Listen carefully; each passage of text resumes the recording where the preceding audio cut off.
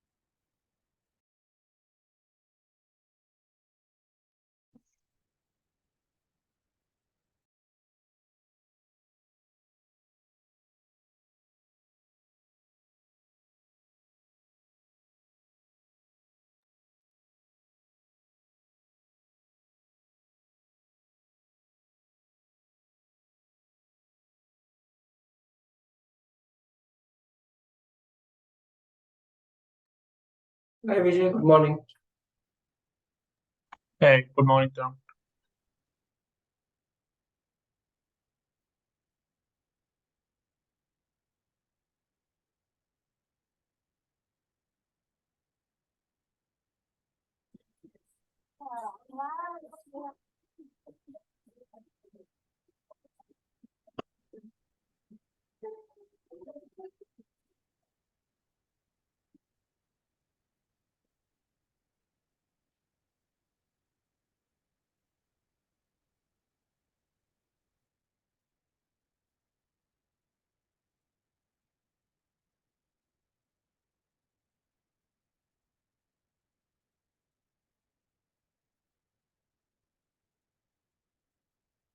All right, guys. So today we are going to. So last time, what we have learned so far. Just give me a second. Why this? So last time we have discussed about the CIMC interface of the APIC, and we have discussed the APIC initial config for the cluster. And today we are going to discuss about the fabric discovery, and that's going to be the deep dive. Okay, and we are also going to discuss about the fabric routing and troubleshooting. Okay, so we have here scenarios. We have three APIC, and in APIC 1, APIC 2, APIC 3, we have configured APIC 1. In APIC 1, we have one card. We call that weak card. Last time we hope you guys remember that. What is the weak card is? Weak card is physical interface card, which is dedicated for the fabric discovery. Okay, this we have interface called that week. We have for 12:25, for example, or 12:50 can be 12:25. How APIC start the discovery, we are going to discuss well.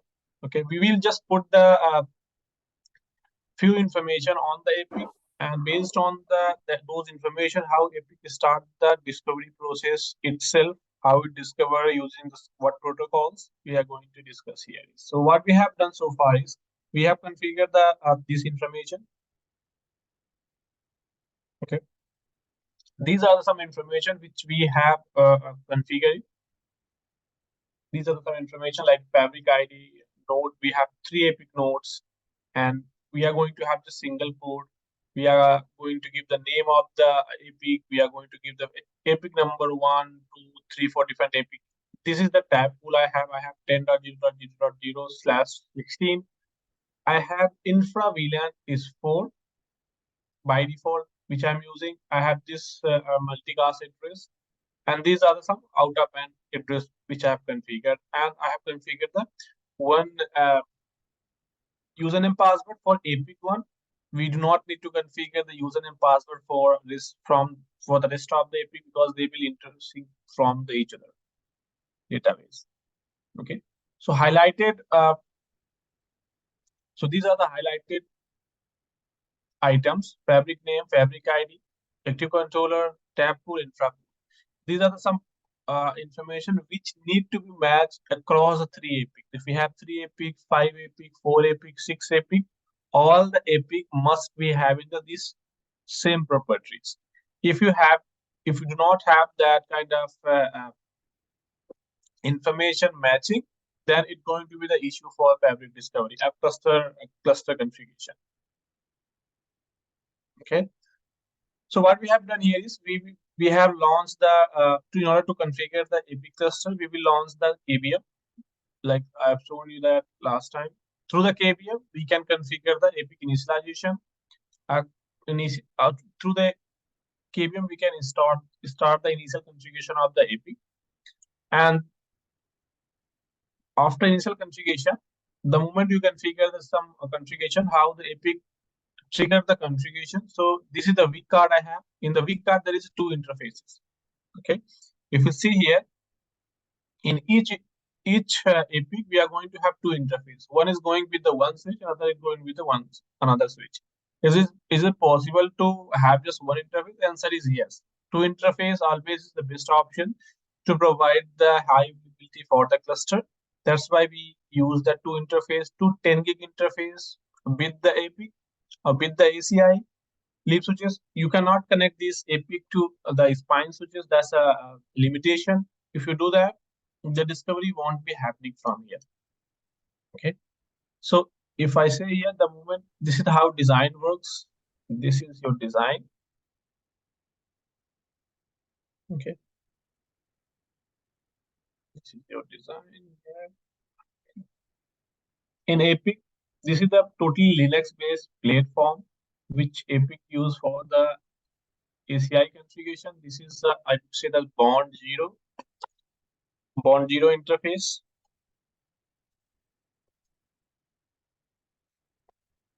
Bond zero.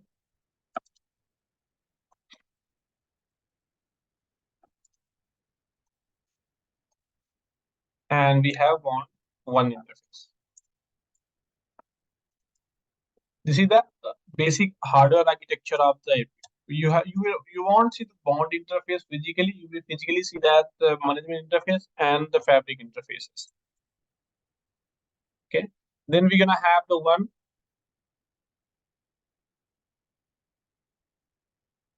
DS infra VLAN.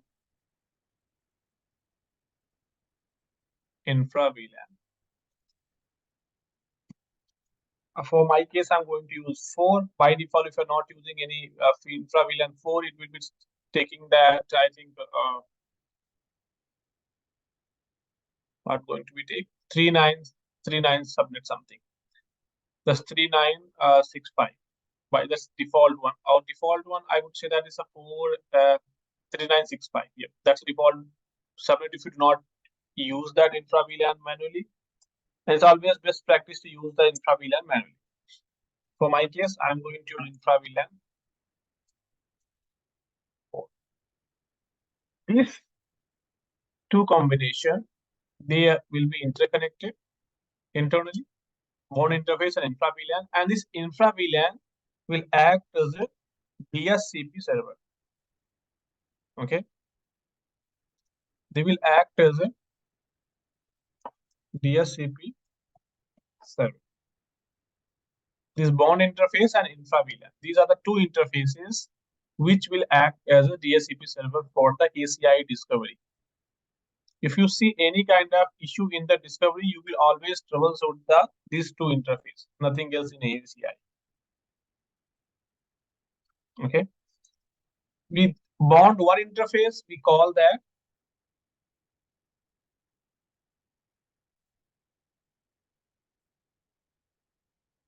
out of band management. Okay.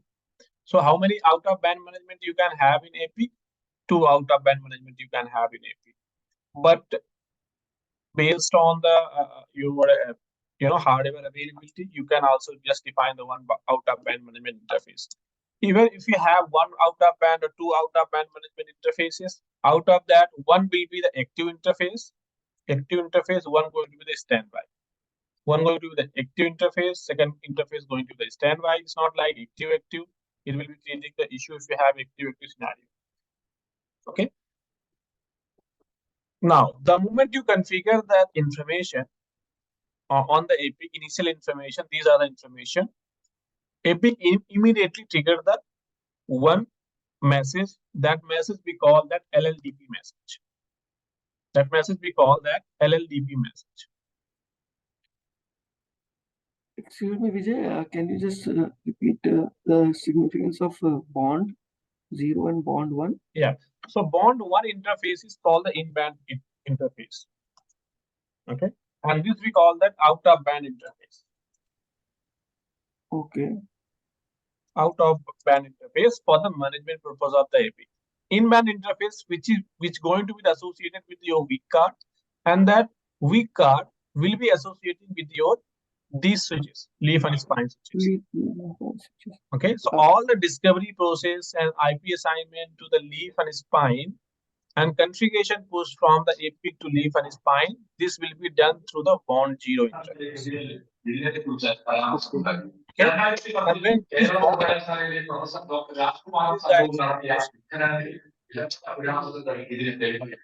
Arun, can you please mute? Okay, so the moment you configure this configuration, what happens is each leaf and spine also maintain the two interfaces. Okay, one is a physical interface. For example, one leaf has 1/1 interface and 1/2 interface, for example. Okay, right. If you have 1/1 interface connecting to 1/2, if you have 1/3 interface, one connecting to one APIC and another one connecting to another. Yes. So APIC create the same configuration over here. Okay, APIC assign here. This is the infra VLAN pool. Infra VLAN 4. Infra VLAN 4. Infra VLAN 4. Infra VLAN 4. Okay. All the communication between the leaf and spine and the APIC will be happen through the infra VLAN. Okay. Okay. This is how discovery happens. When you first time configure the any cluster information and pool information, in the bond 0 interface will act as a DHCP server. Okay, in DHCP server, what information we have? Let me show that. This is the APIC DHCP bond 0 interface. Okay, in the bond 0 interface, what information you have? You have the tab pool, right? Tab pool I have 10.0.0.0/60. I have infra VLAN, right? That is, I've given the 4. I have the fabric name, which is, for example, for my ACI fabric. Then I have multicast group, which we call the 225.0.0.0/15, I think. Then I have what information? Code ID. I'm selecting one, for example. This is the DHCP information. Okay. The moment you configure the APIC will have this information, and same information APIC will try to push on all the leaf and spine switches. Okay. The first thing is, whenever you connect this APIC NIC card to the leaf switch, APIC will generate the LLDP message. LLDP message of what? Cisco APIC has 2 types of LLDP message. One is your CIMC LLDP, server LLDP, which should be the disabled. Okay. Right. Then you have ACI image LLDP. This should be enabled. By default, this is enabled. The issue is when you enable this one, server CIMC label LLDP. In this case, both the LLDP get conflict and discovery won't be happening here. So it's always best option is to make sure that server label CIMC label LLDP is disabled and you have the ACI image label LLDP is enabled. How you make sure that? You can log into the CIMC interface of the server and you can verify that. I have showed you that in the last class, right? How you do it. Can you disable the ACI label LLDP? Answer is no. Okay, you cannot modify the. This is hard coded with the image itself. Okay. So the moment APIC you configure this LLDP, your bond interface and DHCP interface on the server, APIC initiate the LLDP message.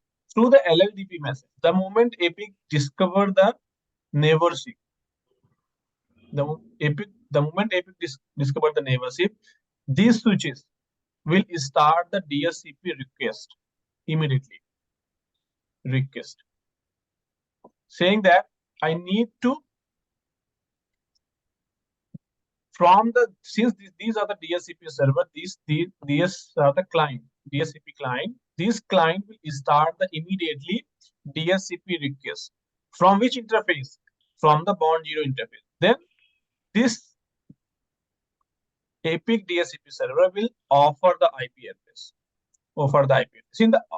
In the IP address, from which subnet this APIC will offer the IP address? From this subnet. APIC will say that, okay, from this subnet, I am going to give you 1/32 IP address. Okay.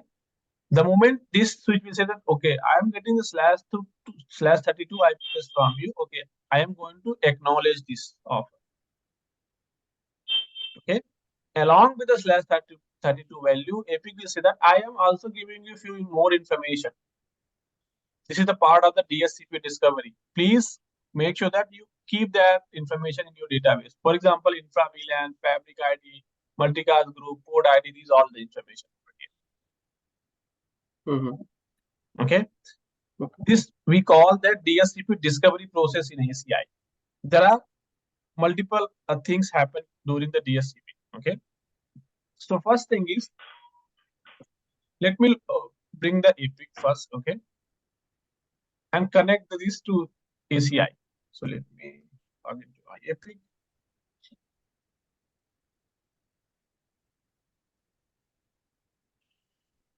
I have 3 APIC with the 2 leaf and 2 spine switches. Okay. After configuring the bond 1 interface, you can easily log into the APIC. And by default, make sure that if you are initializing with these 3 clusters, okay, these 3 clusters won't be visible unless you bring up all the leaf and spine switches. Okay, because this inter-cluster communication happen through the leaf and spine switch. Okay, it's not like it will happen here by default. If you want to synchronize these three API from the out-of-band management, answer is yes, you can do that. However, by default, APIC use the in-band connection, bond zero connection for the cluster synchronization. Okay, which protocol run between them? TCP run between these two protocol, these three all, between all the APIC nodes, TCP protocol, and also we call that off flex protocol. These APICs form the TCP connection with each other. I will show you that how you check that. Okay. Okay. So this is the APIC I have. APIC lab. Just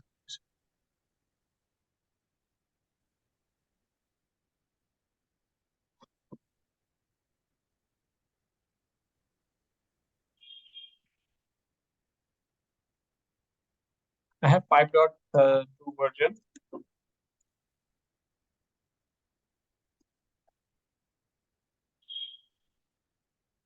Okay, this is the first time login. When you log into the APIC, this is how your first time APIC will show that. Okay, then you will have to say that let's start. In the let's start section, you will see that a lot of options will become. You do not need to do that. You just ignore this for the first time. If you see that fabric, if I go, first thing is go to the fabric, and you will see that is switches. Just give me a second. Why this is not registered? Just give me a second. To show that non-registered switches. Let me log into another lab. Yeah, to lab.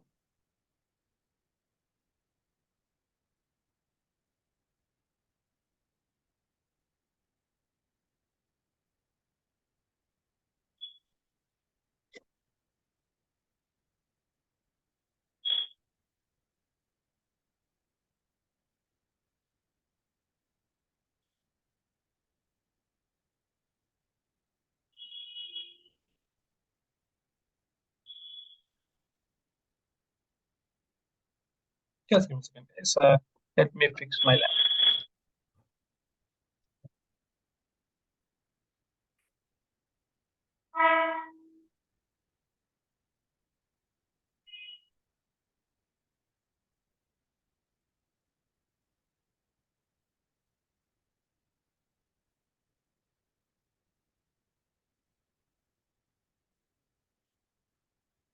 Okay, I will. What I will do is I will remove this lab and I will book another lab. Just give me a second.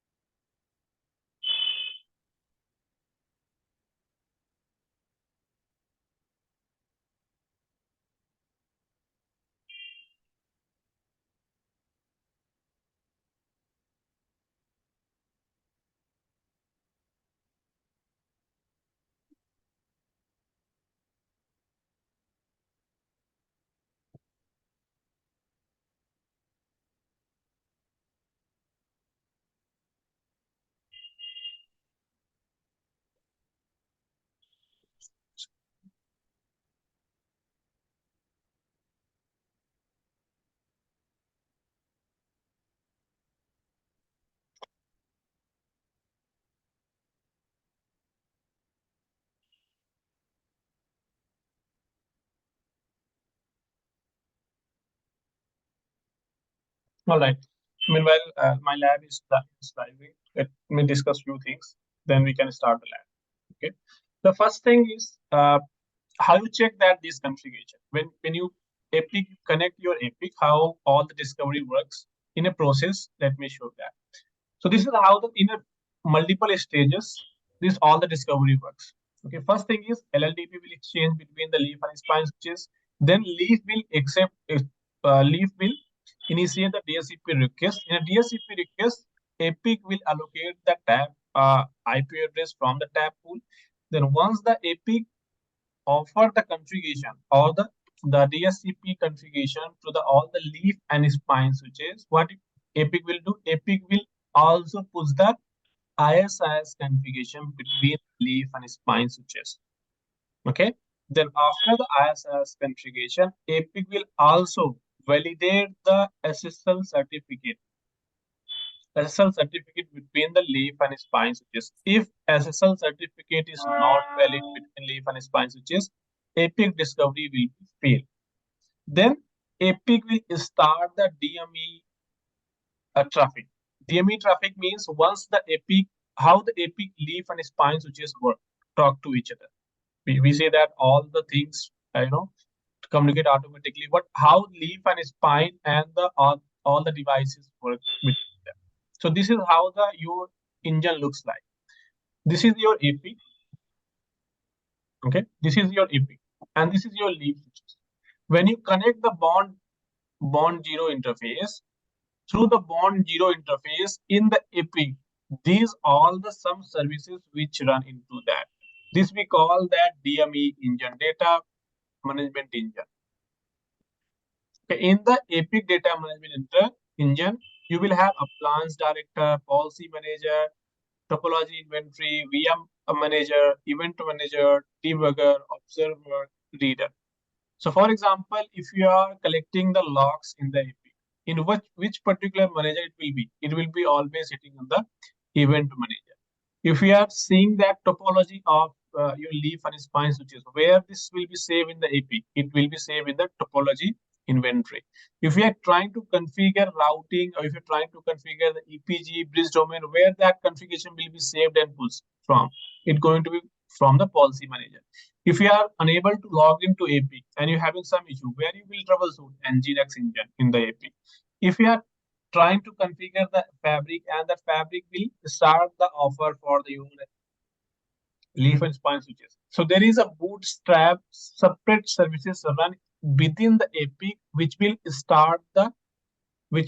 all the DHCP configuration for your leaf and spine switches. Okay. Similarly, how your leaf and spine engine looks. This is your leaf switch engine. This is similar to the spine switch engines. Okay.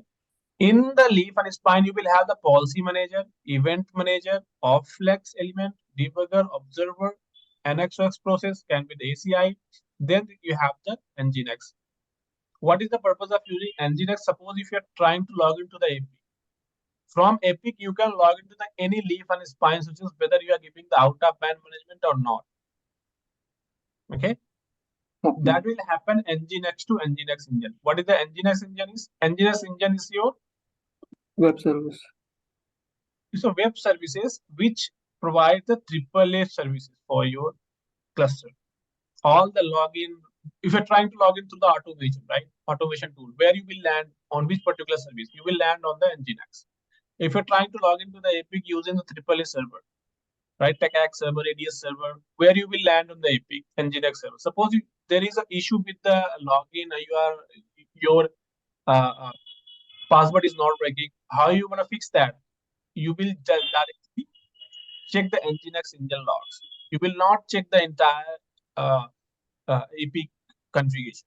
There's no make sense of that. That's the reason APIC segregated each individual services. If anything happened to the policy manager, it will not impact the overall your APIC. That's the microservices based APIC design has.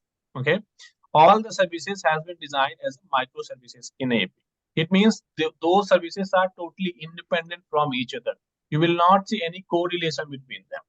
Okay, this is how you describe that each services. Okay, first is the bootstrap. This is the APIC engine. In the bootstrap, you will see the initial IP address, allocation, image, default, everything, whatever configuration ACI, all the leaf and spine need, APIC will save all the information into this particular engine. If suppose your APIC is not able to provide the This APIC is unable to provide the DHCP IP address to leaf 2. How are you going to troubleshoot that? What do you troubleshoot? You will just troubleshoot the DHCP, nothing else. What is going on? Whether you have enough IP address in the pool, whether you have any issue with that, all the logs will be saved into the DHCP boot manager. Okay, what appliance directors has? Appliance director has IFC, appliance cluster information. For example, heartbeat between the cluster. If you're having the 3-4 cluster across the 3-4 location, that's going to be there. This also will help to synchronize your database between the all the multiple big nodes. Then you have the policy manager, all the configuration related elements. For example, if you're trying to configure tenant, VRF, anything, layer 3 routing, layer 2 configuration, everything will be saved inside the policy manager. How APIC automatically maintain this? So the moment APIC assign the DHCP, IP address, everything, APIC automatically maintain the one table, topology table. It means APIC automatically discover the information about the leaf and spine. Okay, what hardware we are using, what configuration we have in leaf and spine, everything will be synced in the APIC. That information will be saved in the topology inventory manager. It will maintain all the fabric topology and path. Okay, how many leaf interfaces are connected, how many interfaces are up and down, everything will be maintained by the topology manager here. Then you have the VM manager. VM manager, suppose if you have the VMware integrated with the ACI, the VMM domain integration, for example, that information will be maintained in separate engine here, separate services. Then you have the event manager. In suppose you have the one interface went down on your leaf switch. How your API get to know about this information? There must be some services which trigger between leaf and spine and API, right? That services we call that event manager. So in a leaf switch also you have the event manager. Event manager to event manager communication will be always different.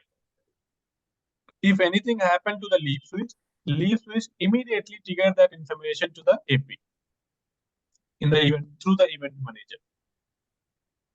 Okay. And API just save that information for how long? There is a certain time for that. Okay, even in the 6.0 version, it was not available till 4.0. You cannot modify that the storage of the event manager, because if APIC received that any failure or anything related, APIC used to save those information for lifetime. You have to clear that information manually, and this was the issue. Suppose if you're having multiple issues, APIC sometimes get exhausted in the database label, because APIC does not APIC is not the database, right? It just maintains the 1 to 2 TB of the storage. If you do not clear that alerts, it will overwhelm from the event manager perspective. So there is a feature you can also set that for how long you want to save the alert, for 30 days, 40 days, 50 days, this kind of that. Then you have debugger. Debugger means if you want to run the spam, if you want to run the any kind of code, tech support, everything will be come under the debugger here. Then you have observer. In observer, this will be the hardware collector. So all the hardware related information or issues or logs will be saved into the observer services. Then you have the reader. In the reader, you will have all the API logs. All the API logs will be connected to the reader, and that reader will be connecting to your Nginx engine. Okay. Whenever you try to log in through the CLI or UI interface of the API, you will enter into the Nginx. Then Nginx will, if you want to direct anything, if you want to trigger anything, for example through the login, you will log in here. Then you will land into the reader. The reader will. So for example, if you're trying to click on the create the EP or create the VLAN 10, you will trigger from here. It will trigger here. Then it will go to the DME engine. Then from DME engine, it will redirect to the policy manager to perform all the activity. Okay, and this is all the activity happen on top of the Linux. Okay, because APIC is totally Linux based. APIC run on top of the Linux based services. Okay, you have the Linux. Then on top of the Linux, you will have the APIC image. On top of the APIC, these are the some services internally run on the APIC level. Okay. Any confusion? I will show that all each services over here. Vijay, one doubt is that spines are connected through switch this thing. Leaf switches only to the APIC controller, right? Yeah. So the DHCP will function via switch via leaf switch to the spine. Yeah. Yep. I discussed that how this discovery works. Okay.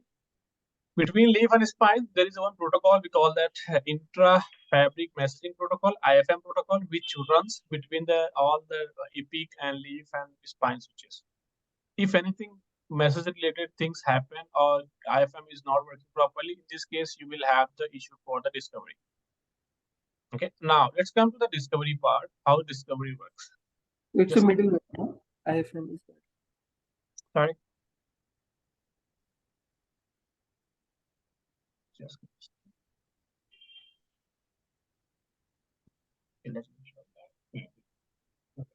the first thing is when you connect the APIC, okay, APIC will start the discovery. Okay, once discovery is completed here, then APIC will discover the spines. The first one is this one, second is this one.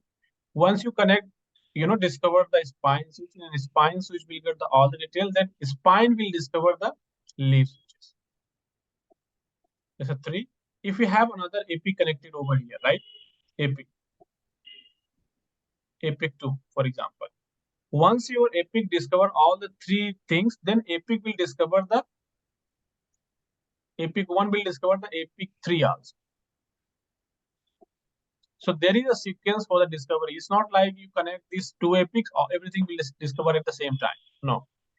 Everything discovery base will be happen on the sequence basis. So first thing is, who is APIC 1? APIC 1 is this guy, right? This guy will initiate the traffic, LLDP traffic. Once you register this leaf here into the APIC database, then this leaf will say that, okay, I also have 2 connectivity. One is going to the leaf spine 1, second is going to the spine 2, traffic number 2. Then this APIC will get to know that, okay, this switch is saying that it has 2 interfaces. Which interface connected to the fabric interface? Fabric interface. Only the fabric interface LLDP will be discovered by the APIC. Okay. So APIC will say that, okay, I'm receiving the 2 serial number in my database. I will try to register this serial number into my database and give them the DHCP details. These are the details. Once this is done, these switches will say that, okay, I also have the 2 connection. Saying going towards the leaf 2. Then APIC will say that, okay, this is the serial number of the APIC leaf 2. I'm going to register this leaf 2 also in my database and give that all the information through the DHCP. Then once the leaf 1, leaf 2 discovery is done, what will happen? Immediately, this server will start discovering. This server will start discovering to each other and they will form the cluster automatically. Without you discover this leaf and spine, APIC cluster won't be forming. Okay. But one thing is that there's a server client this thing works, right, for DHCP, right? Client to client again is actually getting communication is happening for a discovery. No, so this client is, so there is a 2 services run in the each leaf and spine switches. Okay. Suppose your server is not directly connected. Your DHCP server is not directly connected. Which protocol works to, in order to get the request of the DHCP?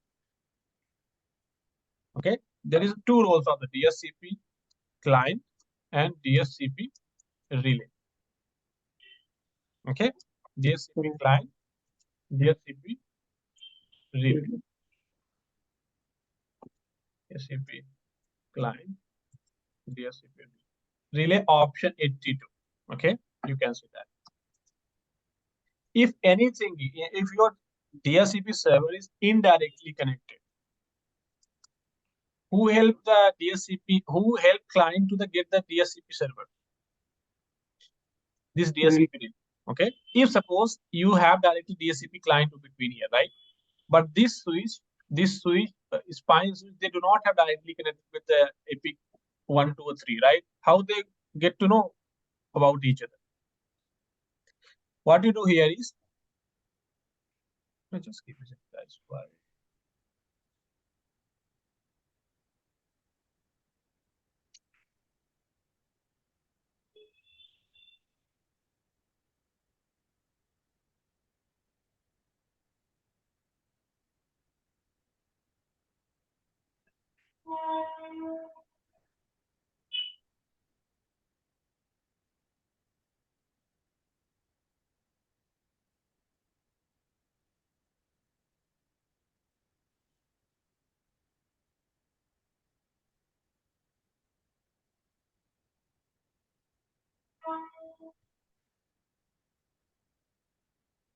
Okay.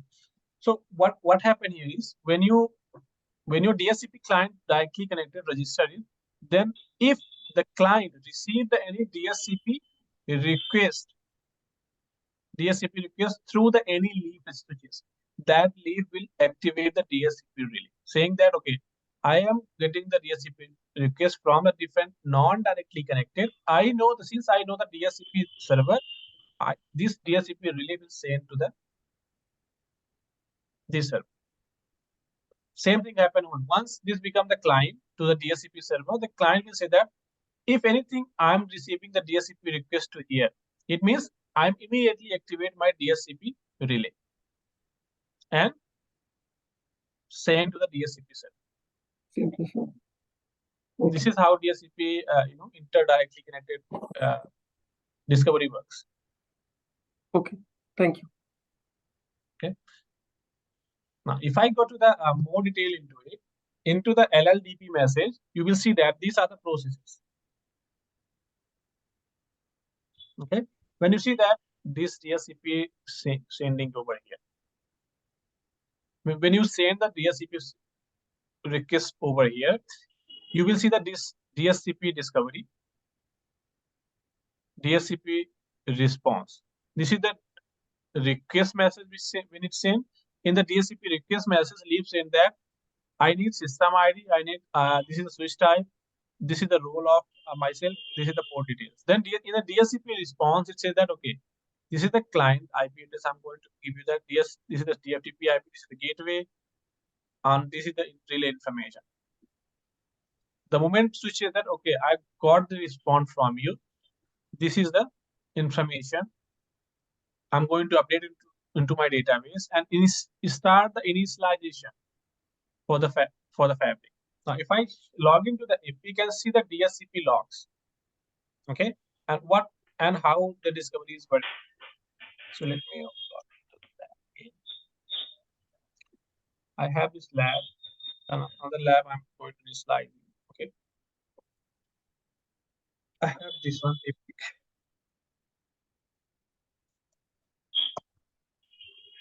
If I log into the CIMC interface of the API, not CIMC, the CLI interface of the API, out of band management interface of the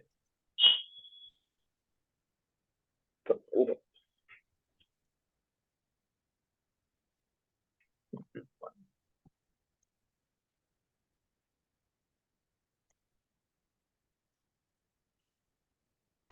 Okay, this is the you login, and how you check that whether my DHCP request is working or not. So let me use the font size. The first thing is you will check the bond interface, right? How you check the bond interface on the API? You will check that route RL. Sorry, bash mode. If I go to the and route. Oh, why not?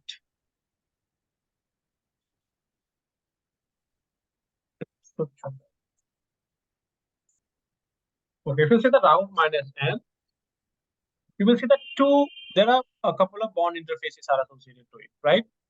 This is the virtual lab.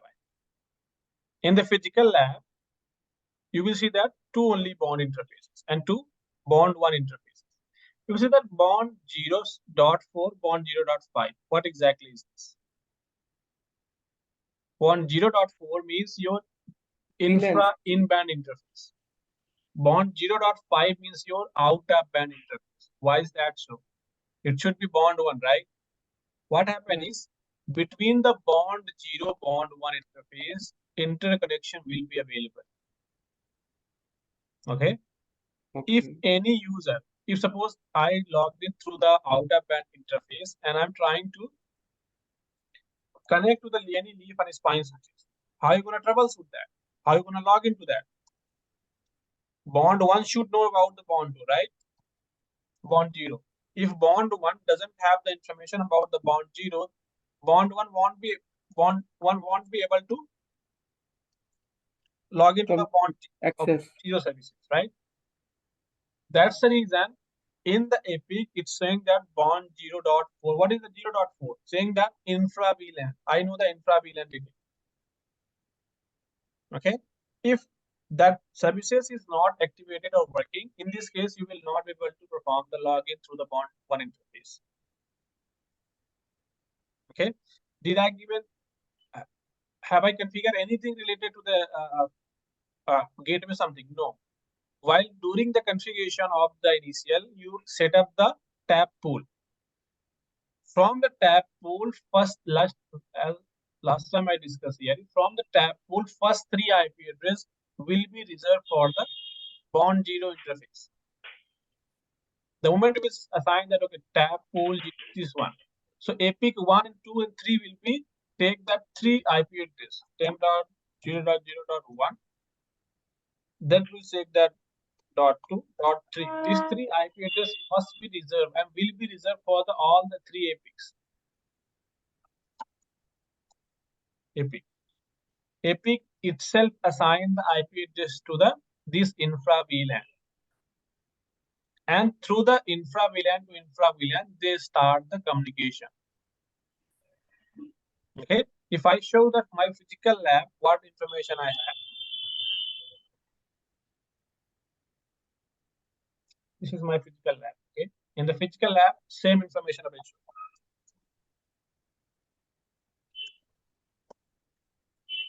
If I say route,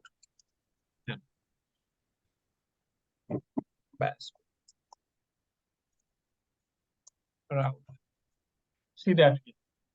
Saying that for my physical lab, I have different infra VLAN. So in my test lab, I have the infra VLAN 4, right? So it was showing that .4. Here you will see that I don't have infra VLAN 4. I have infra VLAN 3967. That's the reason saying that bond 0, this is the one. If you see that there is an out of band management. There is no other bond interface, .5 or something, right? Right. Now, if I say here, how many bond interfaces I have? If I want to check more detail of the bond 0, what you will see there? If I go to the exit, I will see that cat, show me that process, network, bonding, .bond 0. If I say cat,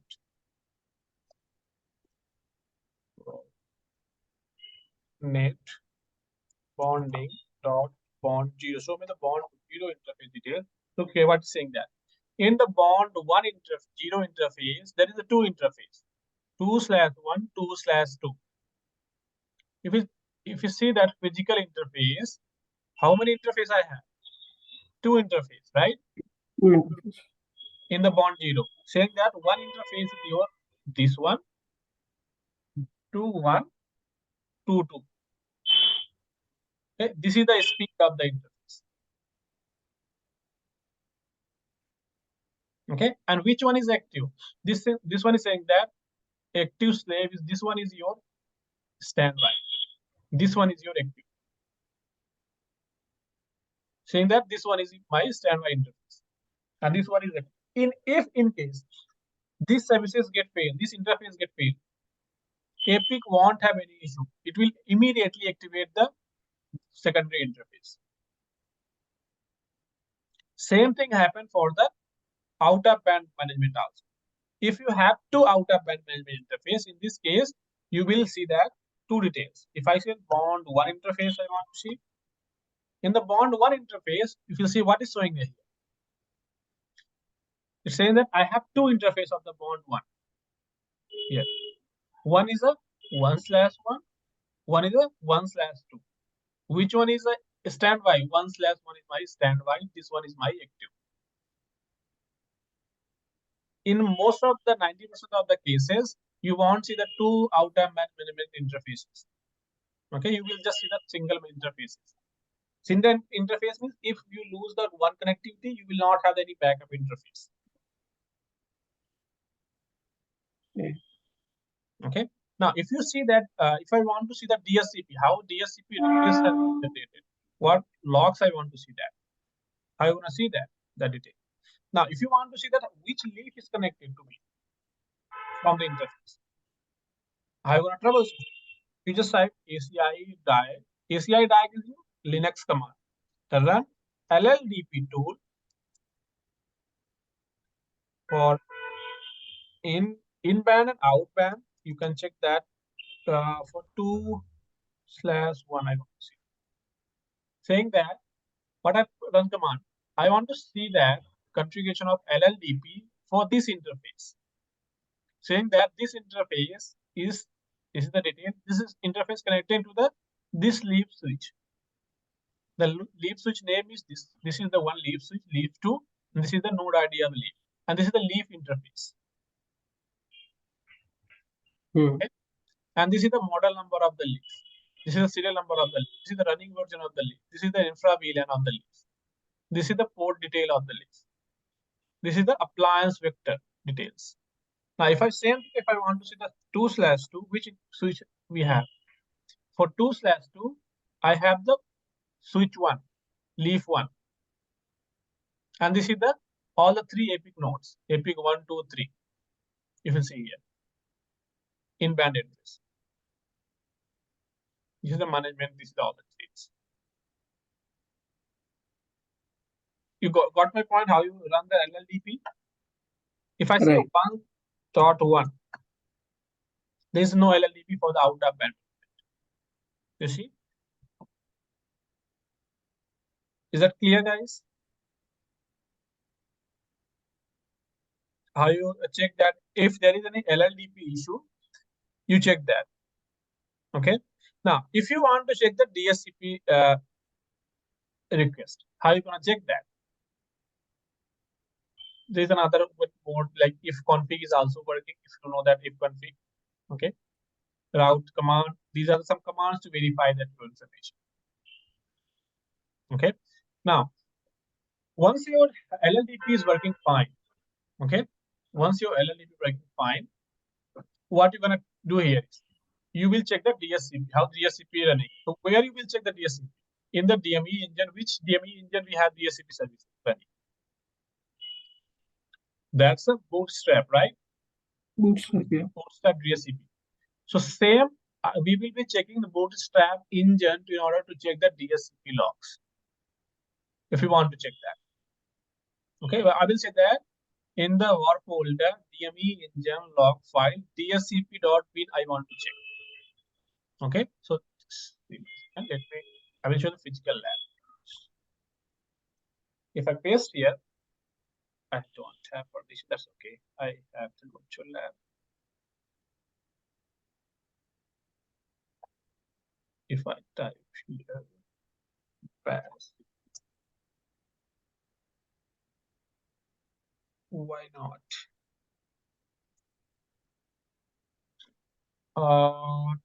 Why I cannot check the DHCP logs here? Because I don't have permission or what? I can check that. I would say that war slash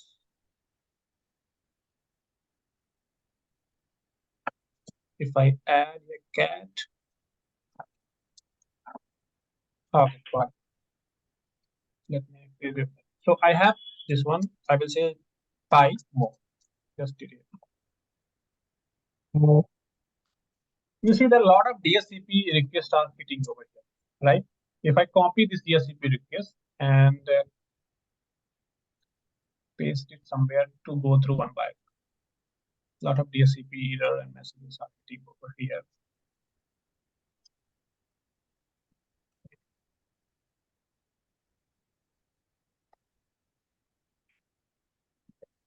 So if you see here, DHCP request, this is a virtual lab, right? So let me check the physical lab. If I want to see how many leaf switches have requested the DHCP traffic,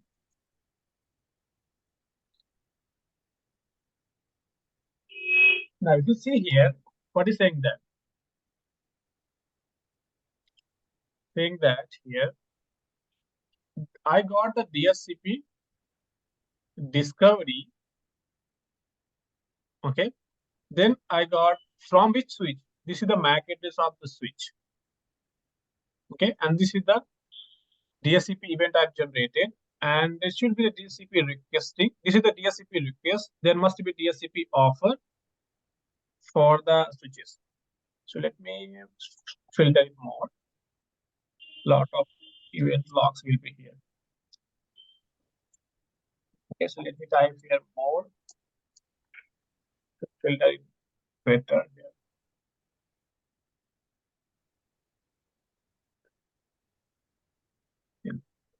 You see that DHCP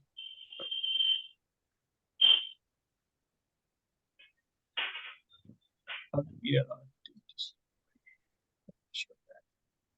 will see the DHCP discovery here, then DHCP discovery again here. So this switch is again, if you see here, I have one switch in issue here saying that this switch is again sending the again and again this sending a DHCP request. However, there is an issue with the offer. Again and again request is coming, but APIC is not sending the offer back to this sleep switch. Right. So that relay is 0.0.0. It means there is something issue with this particular leaf discovery. See here, this leaf is trying to get the DHCP discovery to the From the APIC. To the APIC, but APIC is unable to assign the IP address. APIC is just saying that there is an issue with this is the code of the issue.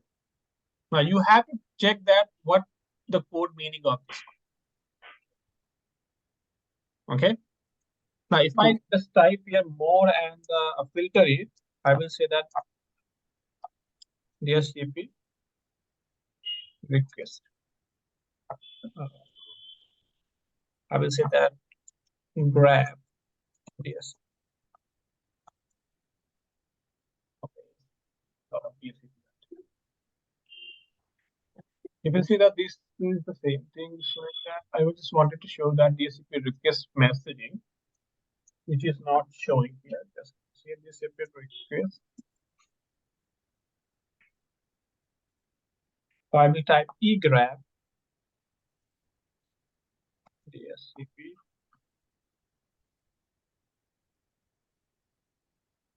Discovery again. Just wanted to show that offer and everything, how it looks.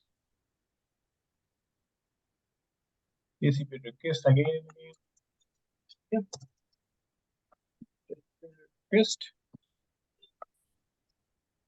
or offer.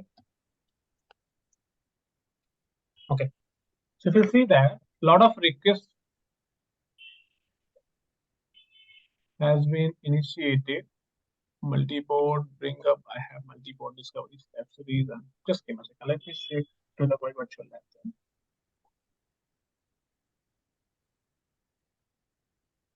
Where is the virtual lab? Okay, so if I type here DHCP brand, you will see here, you will see the DHCP process discovery, then you will see the bulk received request here, then you will see the offer later somewhere.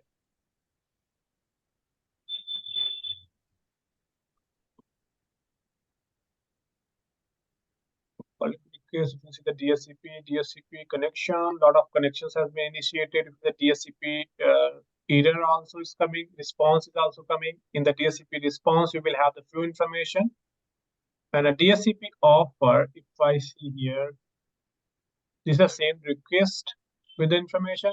So APIC, what happened here is the moment you configure the APIC node IP and the tab pool, how APIC save the DHCP information in its database. What happened is when you create the DHCP with the /16 value, okay, DHCP create the multiple tab pools, multiple DHCP pools, 1, 2, 3, 4, multiple tab pools. So this is the DS. This is the APIC. This is the APIC, and APIC create the DHCP pool from /16. In /16, what's created here is APIC say that I'm going to save 100 IP of the /24 here in the pool number 1, pool 1. Okay, in the pool 2, 100 IP again I'm going to save /24. Pool 2.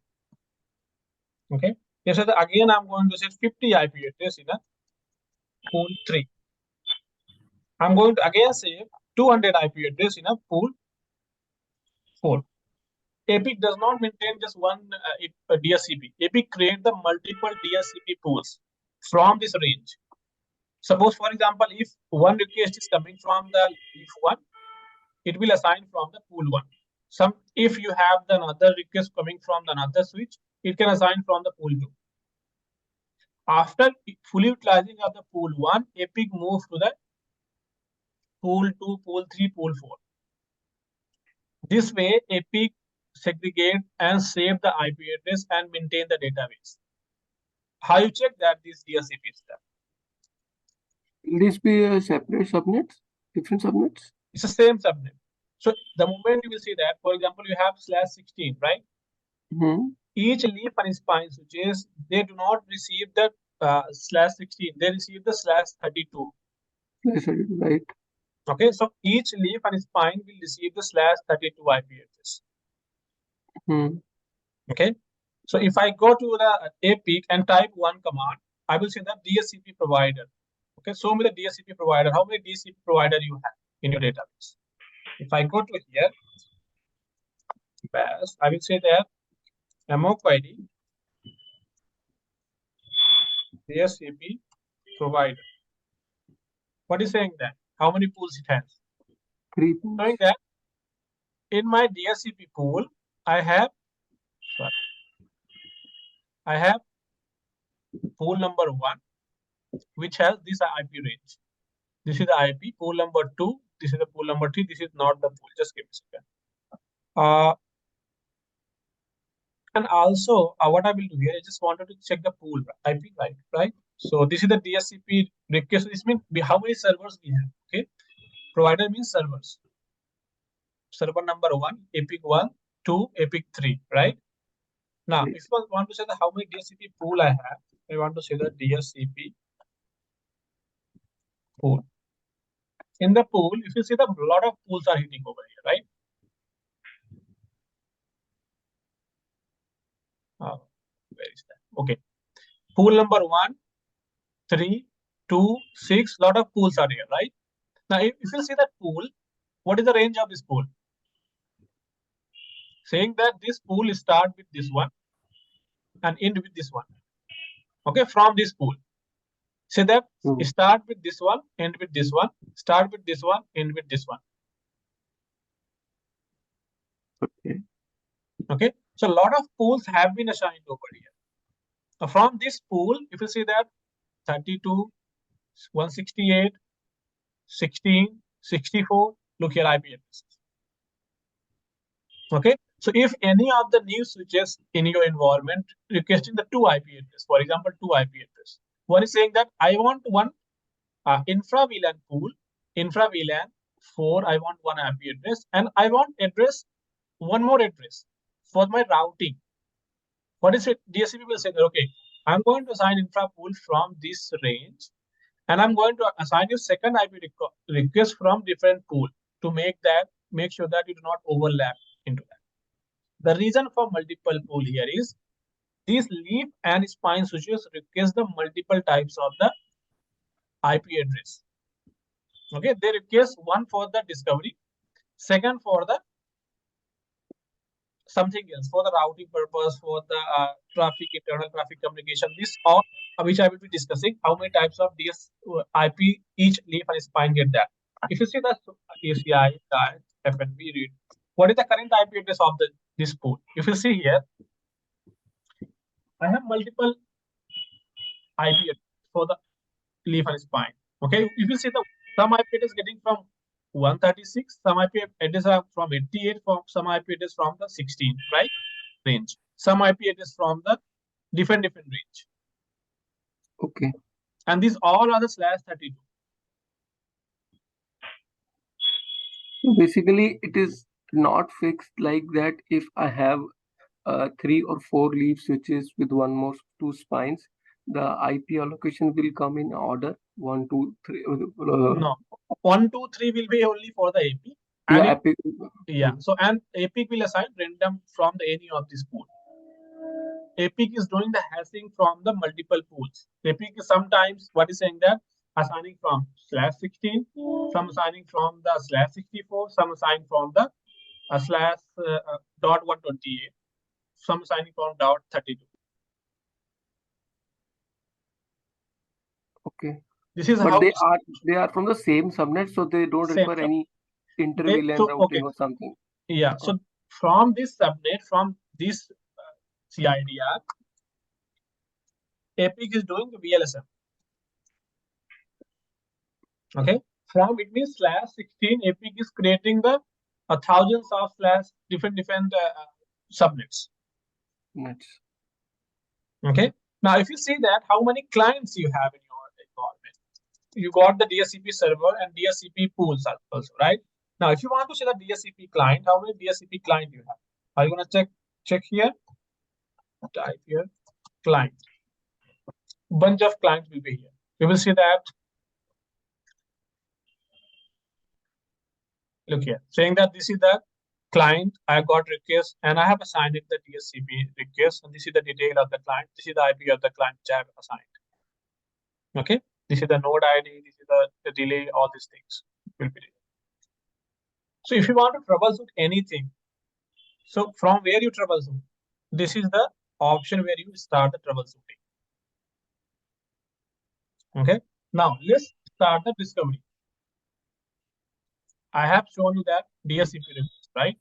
Now let's start the discovery. I have in the lab.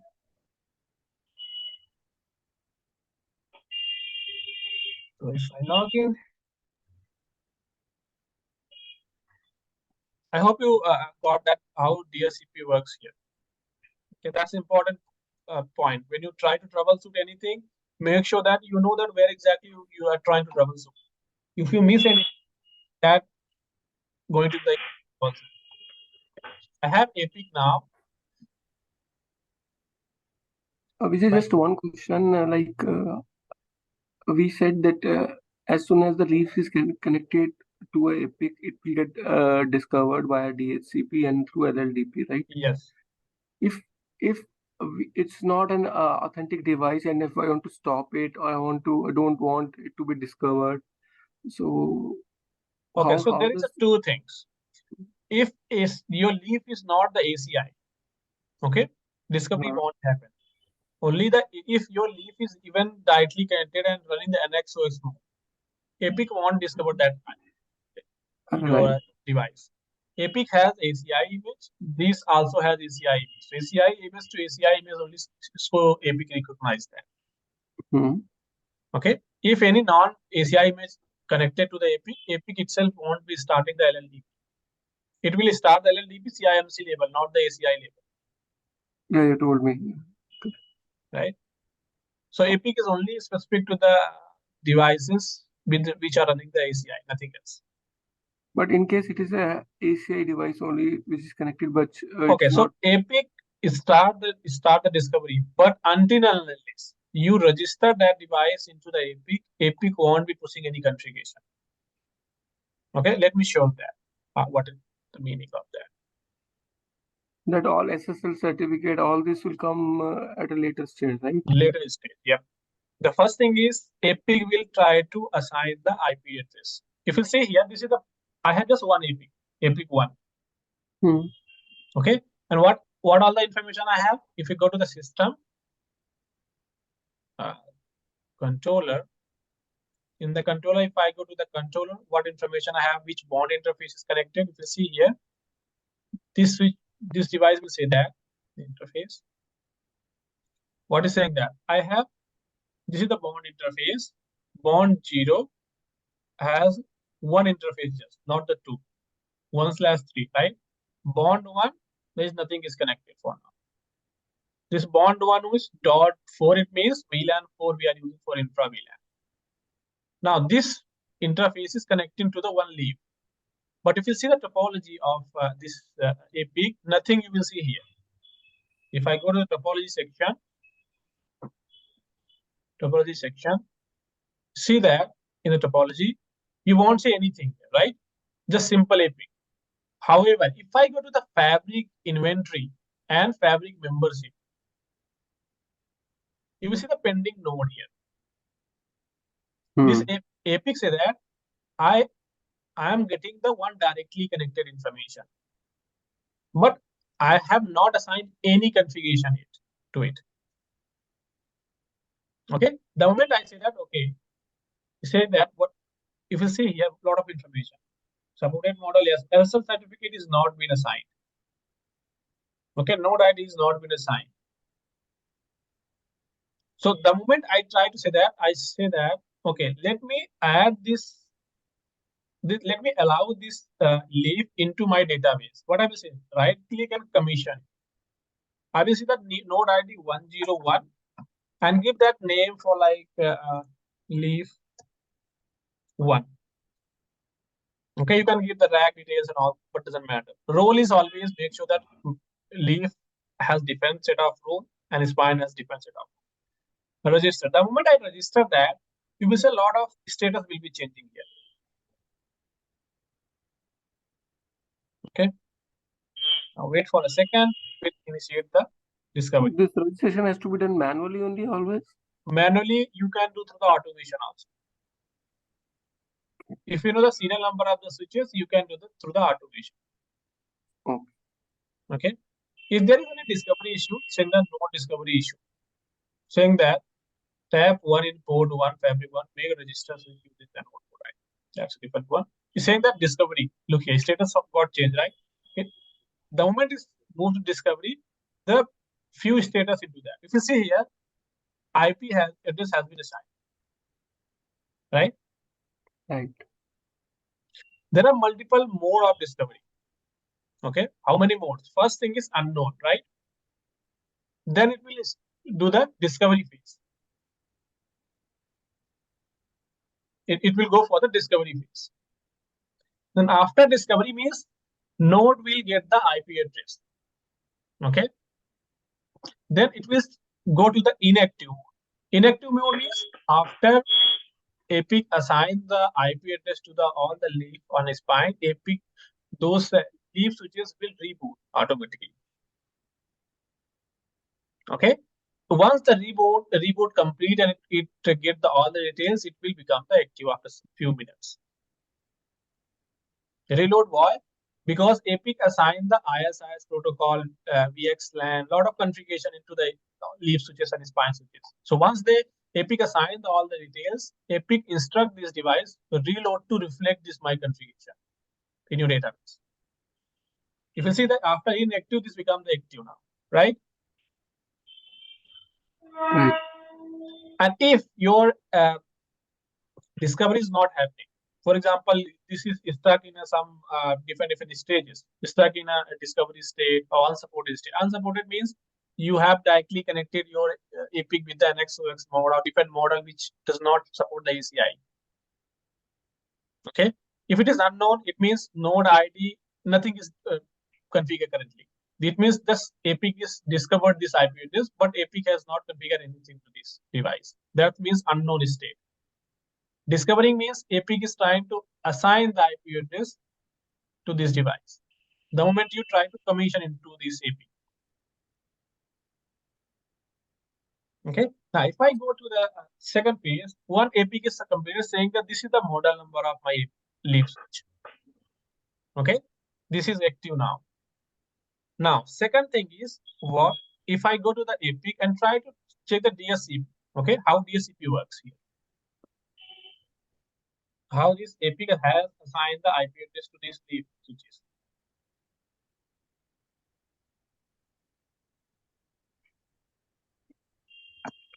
What was the command? This is the command.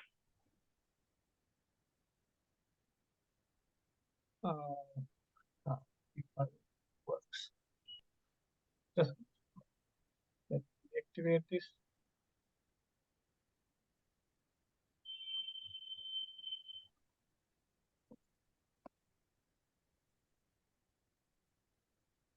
So all the leaf and spine switches will get the same username password which APIC 1 has. Okay.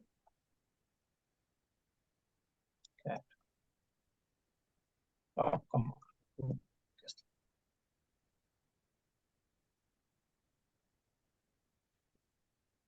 Now, if you see here, where is the DHCP?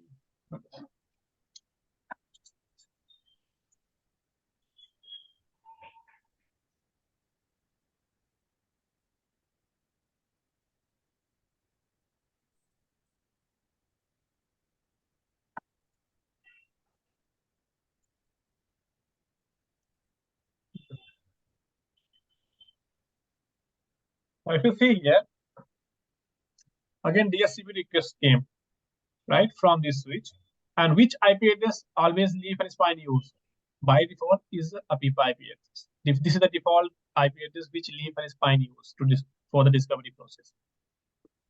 Okay. Once you receive the signal and the discovery information, APIC will offer the IP address. I don't know why these APICs are not showing more detail.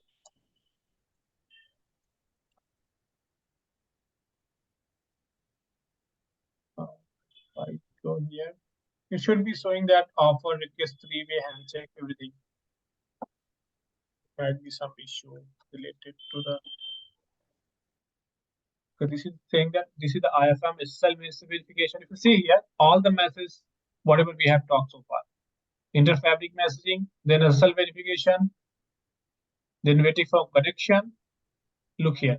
Once APIC assigns the IP address, APIC will form the connectivity with the leaf switch. And this is all the information. Look here. Saying that with the APIC, saying that I am trying to initiate the connection with the leaf switch. And this is the detail of the leaf switch.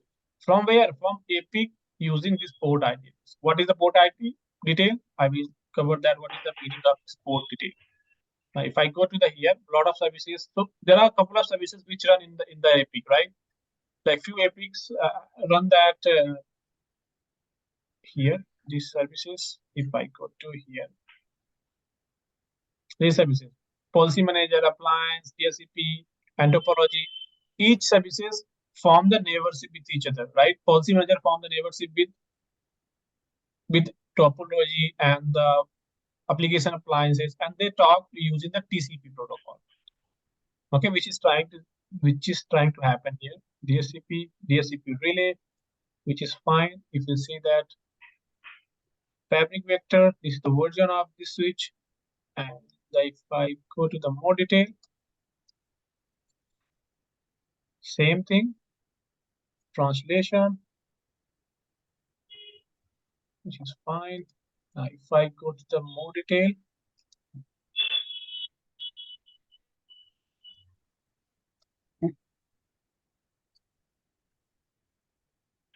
okay, so this is the auto discovery.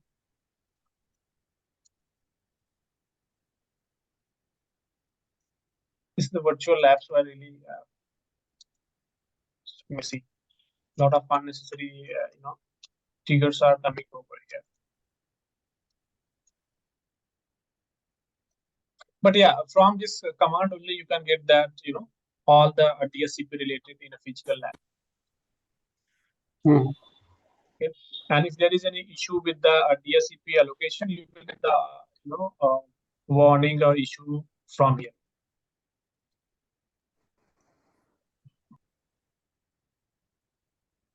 It will clearly say that this is the IP and this is the detail of it. Just and if I can give final try. So whenever there is an issue, we need to troubleshoot through CLI or yes, through this, through CLI, because CLI will have the database access. Okay. It's not possible through the VMware EXI or something. No. Troubleshoot for specific things. Okay, for data related traffic, you can troubleshoot through the your graphical interface. But if you're having the some database or some services are not coming up, then CLI has much more visibility over the graphical interface. Basic thing we can check it out, the topology, the IP addresses and all. Yes.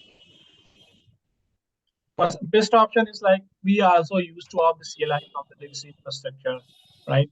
And if you want to troubleshoot it, it's going to be the easy for everyone because we are already aware of the database and the CLI interface, right?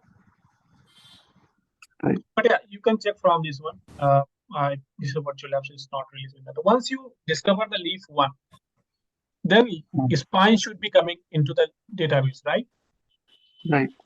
If you go to the unregistered node, you will see that what two devices are coming, saying that two spine devices are coming, right? Right. And this is the leaf showing that spine 3 and 4 because this is the serial number. Okay, here instead of this number in the real environment, you will get the serial number of the device. Okay. Guys, can we take like 5-minute break and come back? Yeah, sure. Let's take that.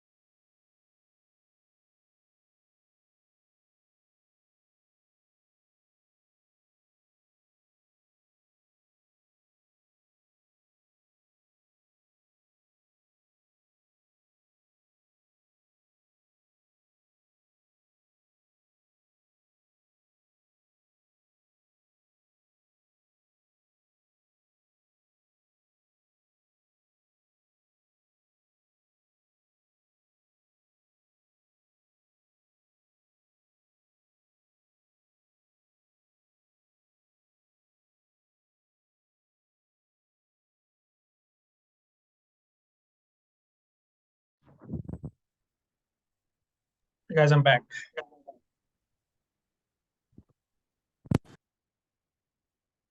Everyone is there? Yeah, yeah. Okay. So let me start the registry for registering the devices for the spine switches. Spine, pizza 103. Say that spine 1. Same thing for spine 2. 04. Spine 2. Register it. Once you register the these two spines, what will happen is spine will start discovering the leaf 2. Okay. And initially when we started, we had just one API. After registering the spine and these leaf switches, you will see that all the three APICs will be registered to each other. Okay, just wait for a second. We will start the discovery. So it will take around, in a real production environment, it will take around 5 to 10 minutes because initial device reboot takes time. So these are the Nexus 9K devices.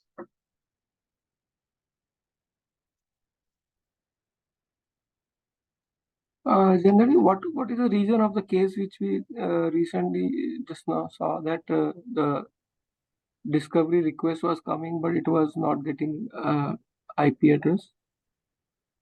In journal, so there is a few things. So first thing is you have you do not have enough IP address. That's the first thing. Second thing is you have issue with the physical cabling. Okay. The third use case is you do not have the right ACI image into the deep switches. Because if your APIC is running like 4.0 and your leaf is running 12 image, in this case also compatibility issue comes. So what you can do here is you can just run that one command. So DHCP, so discovery issue in the leaf switches. Leaf switches will perform the bunch of the use cases. Bunch of the, for example, I discovered leaf 1, for example. Okay, if I try to leaf 1 and try to do that discovery, see, FNB read how to troubleshoot that DHCP. Okay, if I log into any of the leaf switch, for example.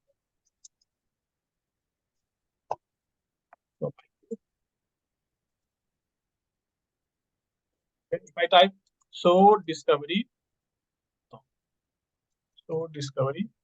issue, enter it. This leaf switch will run, I think, 10 to 15 checks, including the hardware checks. If you see that, look here. Saying that check 1, system image is okay, DHCP status is okay, AV details is okay, IP reachability is fine with the APIC, infra VLAN pool is fine, LLDP status is fine, check version is fine. These are the some criteria. If these criteria does not, or any of these one criteria does not match with the your leaf switch or the APIC switch, APIC device, the discovery process will be failed. SSL check is one of them. Okay, that's a good command. Okay, so this is how you check that if anything is happening to you and you are unable to discover anything, just run this command. So discovery issue. Your APIC will say that, your leaf will say that, okay, this is the specific issue which is causing the discovery issue for you. Around 13 checks. Okay. Okay. And now, if your APIC is not able to form the cluster, that's another issue, right? Sometimes what happens is you everything is working fine, but if you have 2-3 APICs, they are unable to form the clusters. 3 is done. Now, if you see that another node will be also hitting here, leaf 2. Okay, after registering the spine switches. 102, leaf 2. Now, once you register all the 2 leaves, 2 spine switches, what will happen? These APICs will be discover each other and they will form the cluster, right? Right. Now, once you wait for it, then it will take some time. If I go to the 10N for system and CASCO, you will see that now 2 controllers currently visible, right? 2 controllers. The reason is one controller is connecting to the leaf 2. okay, and which is active. So once the leaf 2 is registered fully functional, you will see the 3 controller will be covered. Two controls are visible because leaf 1 has 2 controls with the active interface. Let's wait for it. Membership, inactive. The moment this becomes the active, you will see that all the 3 controls. And if you want to check that your APIC verification, I will say that verify. So verify. What is the command to verify that?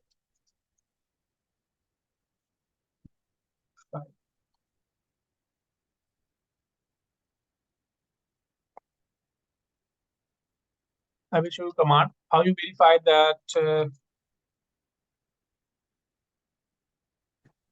So controller.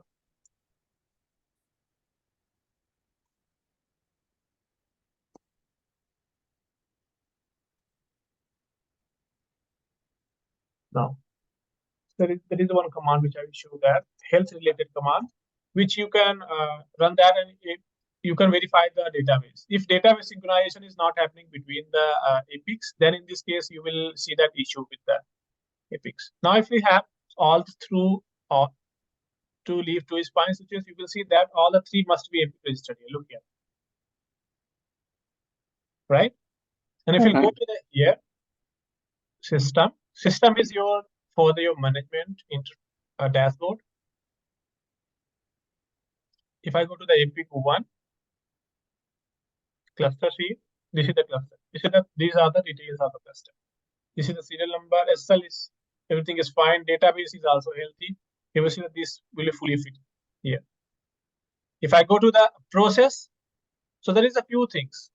So if I go to the real environment, because virtual does not give that information. If I go to the real environment, there are few processes run for the each services. What we have discussed DME engine, right? How you can check the DME process through the from the physical interface. If I go to the controller, if I go to the process, if you see that a lot of processes are running, right? LLDP process, console process, DHCP process, NGINX process. If any of these process, VMM process is down, you will have the issue for the discovery also. And suppose you are unable to, what happens is when you try to upgrade from one version to another version and your hardware compatibility is not there for the API. Suppose you are running currently 3.0 with the generation 1 hardware and you're trying to upgrade 5.0. In this case, what happens is your out of band management stop working. When out of band management stop working, you will have some services, including that Nomad services and few other services which will be down. So whenever anything happens to your environment, make sure that you first check the processes which are running over here, where each and every process are working fine or not. If there is any process which is saying the status down, it means you have the issue with your API. Okay, if you see that currently one service in a fault state for specific things. Look here. So this services, this is what I was talking about, DME engine. Okay, if there's a lot of services over here, all the same services are there. Even sub services will be there. License manager, VTAP manager, topology manager, boot manager, reader, a lot of services are. You got my point? Yeah. And this what should we do in case we find any of the services are down? Okay, so for services, you do not have option to bring these services manually up. Okay, only Cisco can access this APIC using the root username password, and they can only trigger these services. Only option you have is reload. Okay? Apart from that, Cisco does not allow you to trust that. Otherwise, the APIC code or something can be messed up, right? And just now, just you said that there is an upgrade with the difference of the version. Then also it's a problem coming, right? Yes. So recently I faced that. I updated with my experience. So there were a few 3-4 services which went down, and those services was controlling the bond one interface. It means bond one interface stopped working for public for DNS. Okay. DNS resolution. And that was the 5.2. And later we found out that with my hardware, which is APIC L2, this version has some bugs. Okay. In this case, the option is to degrade or else wait for CISCO to troubleshoot. Is there any confusion so far for the discovery related before I move forward? Okay. Now come to the point here. Just give me a second. So what we have done here is we have done the discovery now. This is the interface. So you cannot do the port channeling for now. By default, bond interface equivalent to the teaming only. Okay, in the Linux. Now, what SSL certificate APIC use for the authentication? Cisco has self-signed certificate which Cisco use for the authentication. All the leaf and spine switches will be getting the valid certificate, self-signed certificate from the APIC here. So how you check that? You go to the APIC and you go to the admin. You can see that where is security. If you see here, security, just roll back. Look here. So there is a default self-signed certificate is available, right? This is the certificate which APIC use for the authentication between leaf and spine switches. If you are in the banking environment, something is always recommended to use that. Change that yourself or your default self-sign to the CA root sign certificate based on the best practices using the private key or public key, whatever you want to use that. Okay, how you're gonna check that? I will show you. Now, once you're done with the DHCP and IS-IS, you can see that once you're done with the DHCP, all the leaf and spine will form the IS-IS neighbors. How you check that IS-IS? In virtual lab I cannot check that, but I go to my virtual physical lab. I have not done any configuration, right, between leaf and spine for now. If I show here, show IS-IS command, and you will see that neighbors will be formed.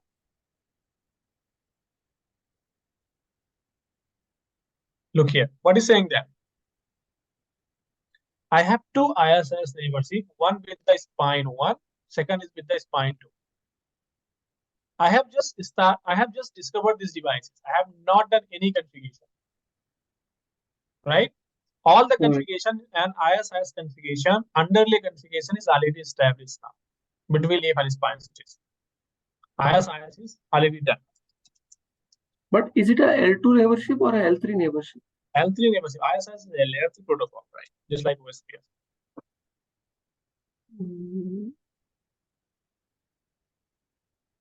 IS-IS maintain the routing base table. Okay, that's the reason you see the system ID here. If I say here, so IP, so interface brief, you will see that this is the leaf interfaces. Now, if you see one thing you notice here, these are the interface which has sub interfaces, right? Did we create any sub interface? Answer is no, right? This is a hard-coded interface. These interfaces are reserved for the spine connectivity. If you see the other interfaces are the trunk interface, right? Only these interfaces are the routed interface. And it has sub interfaces. These interfaces are fabric interface which are going to be reserved for the 6 interfaces. See the 1, 2, 3, 4, 5, 6 interface, right? Right. This is the leaf switch. This is the spine switch. If you connect one interface to each spine switch, like this. I have 53, 54 connected here. And it has sub interface. Did we create sub interface? Answer is no. This is the 40 gig interface. Between leaf and spine switches, there is only two types of speed support, 40 gig and 100. Nothing else. If you're trying to use as 10 gig SFP anything, it won't work. Okay. And dedicated interface will be reserved for the leaf and spine connectivity. How you check that? If I go to the any of the topology of the spine switch, leaf switch, if I go to the here, for example, if I go to this leaf, and we'll see that visual based topology. Okay. Topology, if I go, if I get interfaces, look here.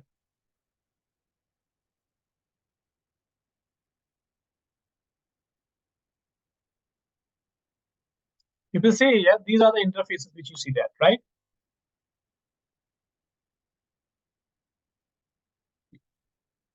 These interfaces are reserved for the spine connectivity. And these interfaces are reserved for the your data interface connectivity. And which interfaces are going to be the green, which interfaces are disabled, going to be the red, and these are the not connected anywhere. Now, if I want to check the specific information from the interface, what you have to do here is you have to just click on the interface. If I click on the 53 interface, say that all the details, this is the 40 interface. This is the, if I go here, saying that fabric interface usage. 53 means fabric interface is showing that. If I connect to the, for example, 47, if I click over here,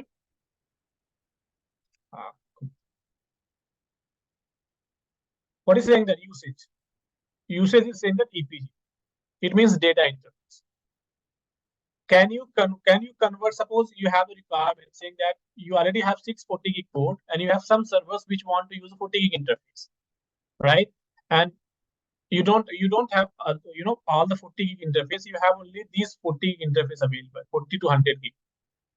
Now only the two interfaces are in use, right? Rest 4 interfaces are free. Can you use as a data interface? Answer is yes. You can convert these interfaces into data interface, but for that you have to reload the device. Okay. How you convert that? You just simply change the status of the interface. If I go here, from here itself you can convert it. And if we need to connect a leaf to another leaf, it will be through this port only? No. So leaf to leaf connectivity won't be applicable here. Okay, leaf spine to spine. There is no connectivity. This is the leaf and spine architecture, not the clone or the cisgr architecture. Okay.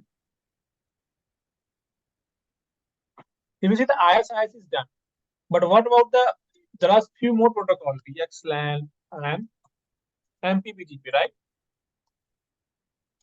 MP-BGP, COOP, you told that COOP also is there. Yeah, MP-BGP and COOP. What about these protocols? So for MP-BGP, by default, every configuration is there, but you have to enable the route reflector here. Without route reflector, MP-BGP or BGP won't be establishing between leaf and spine switches. Okay, why we need a route reflector or MP-BGP? Suppose if you have the one internet connectivity here, right? And your one host connected over here, and this host want to talk to the internet. In this case, your IS-IS does not have ability or capability to do this kind of communication. For that, you need control plane. IS-IS acting as an underlay. BGP and MP-BGP is the protocol which has the responsibility for the redistributing your internal to external traffic and external to internal communication. Okay, that's the reason you need to have the route reflector and MP-BGP running between leaf and spine switches. Okay, how you do that? It's a simple. If you see currently there is no MP-BGP. This is a physical lab. It should have it. Now, if I go to my virtual lab, go to the fabric, I have configured the MP-BGP. The first thing is you go to the system. In the system, you will go to the system setting. You will see the BGP configuration, right? BGP route reflector. If you see currently there is no BGP, right? Right. You just have to give the AS number. You can give the any AS number, okay? 65, for example. And I want to make a route reflector to the spine 1 or 2. If you're having the 4 and 5 spine switches, recommended option is to keep that 2 spine switches as a route reflector, rest spine as a non-route reflector. Look at them. Once you've done that, your MP-BGP VPN will be formed between the leaf and spine switches. If I go here to here, so BGP VPN V4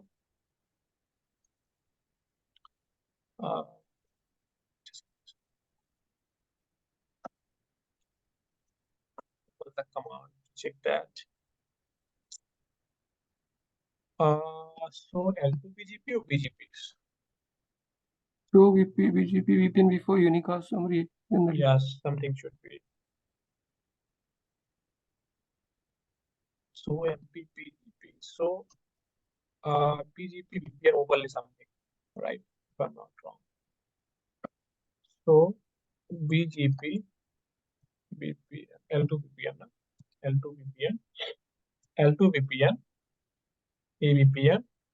I would say summary VRF overlay 1. What is the overlay VRF? I will explain that. Currently showing that below, which is okay. So if I log into the spine, just I think it will be VPN V4. yeah. L2 VPN AVPN will be there. Okay. So because we are using not BGP simply, we are using MP-BGP, means VPN BGP with the VPN. So BGP VPN before because yeah overlay. You will see that here is a BGP neighborship. Okay, without a route reflector configuration, you cannot have the BGP. Between where? Between leaf and spine switches. From here, we have two neighbors. Spine 1, spine 2. From, if you see that spine, leaf to leaf, there is no neighborship. Spine to spine, there is no neighborship. If you go to the spine switch and check the same command, spine 1 will say that I have two neighborship with the leaf 1 and leaf 2. Okay, what is this IP address? These IP address are the tap IP address which has been assigned. If I say so, ACI DAY FNV read. ACI DAY FNV read. ACI DAY FNV read. You will see that what is the subnet is one 65, 60, and 66. You will go to the 65, 66, spine 1 and 2, right? Sure. This is the AS number which I have given configured into my APIC. This is the AS number I have. If I go to system, if I go to the system setting, where's the BGP? Okay, this is my AS number. Okay. Now, so far, is there any issue to understand this? No, fine. What is how we can check it out? The point-to-point IP assigned for the connectivity between spine and link. Okay, yeah. So on the suppose I log into the any of the leaf switch, okay, and check that how and what IP address has been assigned to my leaf. So interface IP. So interface IP address. So IP interface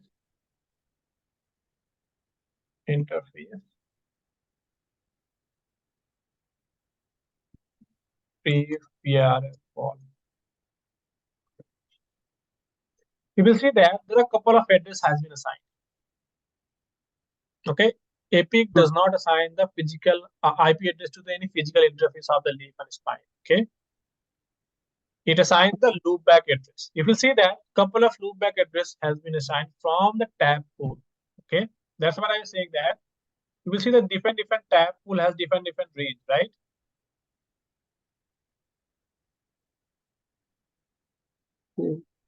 Just give me a second.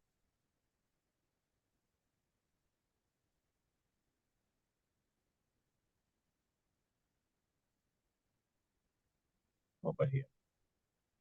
In the APIC, we have multiple tab pools, right? And from this tab pool, each switches assigned get the multiple loopback address. Some address getting from the different pool, some address getting from different pool, some address getting from a different pool, right? Even VLAN 9 is also assigned. What is the VLAN 9? That's a different case. Ignore this. That's a multi-port stuff. If you say these three are main. One is using for the OSPF, IS-IS, and BGP neighbors. Second is using for different use cases. Third one is using for different use cases. And everything is /32.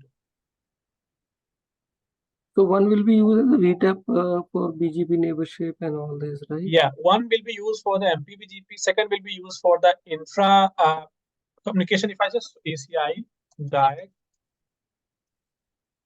FNB, read. Now, if you see that this is a leaf 13, right? Leaf 13 has this IP address 69.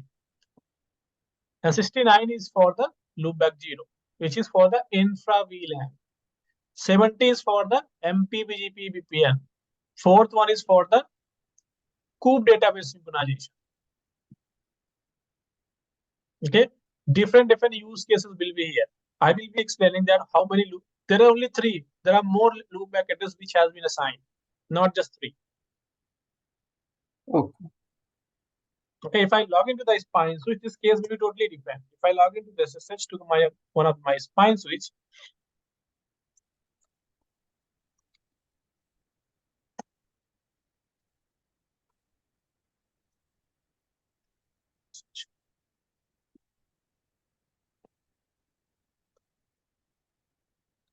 so IP interface brief via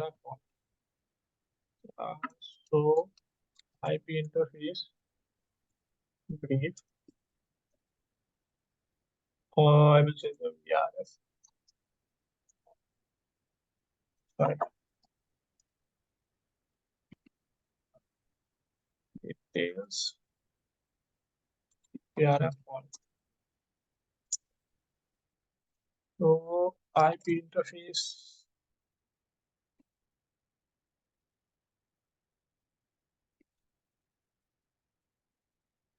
I will say that I don't have be brief first. I have only one option just to get that discount. You see that bunch of IP address has been assigned here. Unlike the leaf, here have more than 5 to 10 IP address, right? On the spine switch, this IP address, this IP address, this IP address, this IP address, lot of IP addresses, right? From different subnets. And each interface has different. For example, loopback 15, 14, 13, 12, 11, 9, around 15 IP addresses which have a spine contact, right? And each has different. It's in the Anycast IPv4, proxy MAC address, proxy v6 MAC address, ETAP MAC address, router MAC address, external MAC address, IP address, not MAC address, sorry. You have different PTAP MAC IP address. PTAP is your physical tab for infra VLAN. There's a loopback 0. So loopback 0 is always for the tab address, which will be used for the leaf and span communication. We call the PTAP address, physical tab address. And this all the IP address will be assigned from the spines from the APIC pool from different. And what is the meaning of each tab? I will be explaining that, so don't need to worry about that. So for each tab, loopback address, what is the use cases of it? Any issue, guys? Any confusion here? Till here, I'm going slow. Okay. No. Once you have understanding how the APIC fabric works, okay, how they form the leaf and spine, form the IS-IS neighborship, BGP neighborship, MP-BGP neighborship. MP-BGP we have to do it manually, but we have to enable only route reflector, nothing else. All the configuration is already pre-uploaded here. From where? From AP. You do not need to do anything. You just have to do the verification. Even IP address, did we assign any IP address to any leaf and spine? Answer is no, right? Did we assign any out-of-band address to the leaf and spine? Answer is no. We have not done anything. We just brought the APIC up, and APIC is doing everything for me. Okay, from IP address assignment to the fabric discovery to maintaining the topology, everything. If I go to the my lab, if I see the what is the topology of here, so if I go to topology, say that how many leaf and how many spine, which interface we are connecting. Look here, saying that you have two spine switches, two leaf switches, and this is how APIC is connected.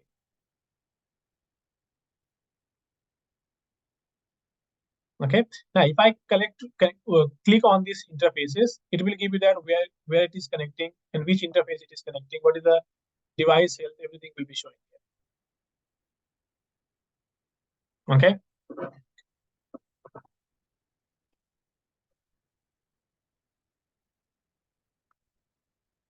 Any doubt on this, guys, before I move? One more thing, let's forget to mention here. Look here, it's saying that interface external for communication.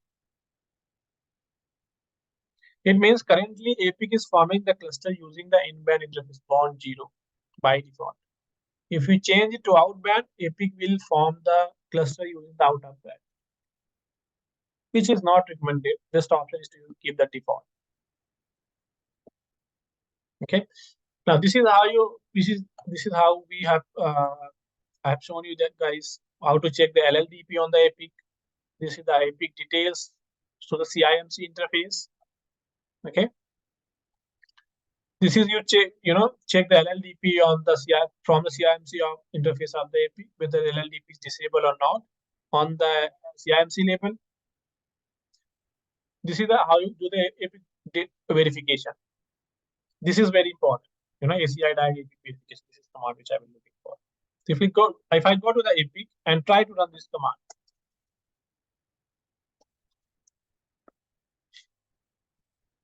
you will see that a lot of, just like we did that show discovery issue in the leaf switches. This is the discovery verification for the APIC. Make sure that you have everything is healthy here, like especially the certificate. If certificate is expired or something happened, then discovery will be also verification.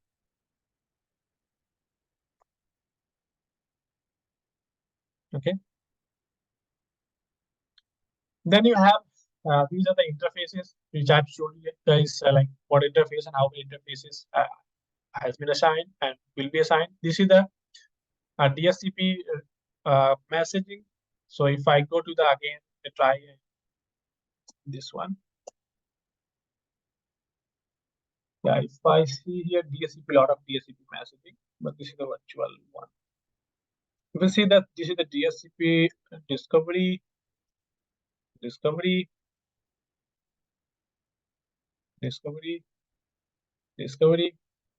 Okay, you will see that DHCP discovery. After discovery, you will see the offer later here, right? Saying that I am offering this IP address to this MAC address via bond interface. Once your device will receive this device, MAC address will receive this IP address, this device will say that acknowledge. So you will see that acknowledgement should be there. After a lot of offers, look here, DHCP packet acknowledgement. From where? From this MAC address. Okay. Yeah, DHCP request, now showing the DHCP request, acknowledgement of a lot of packets are there. Okay. Vijay, actually, you told that to enable MP-BGP, we just need to go to spine via APIC controller only. Yep. And enable RR, right? Yes. Suppose in case I don't want any of my lead switch to participate in the BGP. Okay. So there is a two things. VXLAN work with a layer 2 and layer 3. If you want to use APIC ACI fabric as a layer 2 fabric, you do not want to have any layer routing protocol, definitely you can go ahead. But if you want to make sure that your hosts are communicating outside, right? You have to enable the control plane between leaf and spine switches. By default, control plane is not enabled without MP-BGP. Okay. MP-BGP, EBP. EBP. That's a control plane feature. So for VXLAN, there's a two types of VXLAN: flood and learn and unicast VXLAN. Flood and learn means it can work with the underlay IS-IS protocol. But if you want to have the unicast VXLAN for like one host want to communicate with another host without any flooding into the fabric, then you have to enable the control plane feature, which is the MP-BGP feature for the VXLAN. I think through EVPN we can also have a same host connected to two leaf switches also, right? Through we can have that, but in order to get the EVPN, you need to have a directly connectivity. Okay, but here you do not have directly connectivity. You have to involve the spine switches. Right. Right, and for that you cannot. So EVPN feature is you can have, okay, but you need to run manually or everything.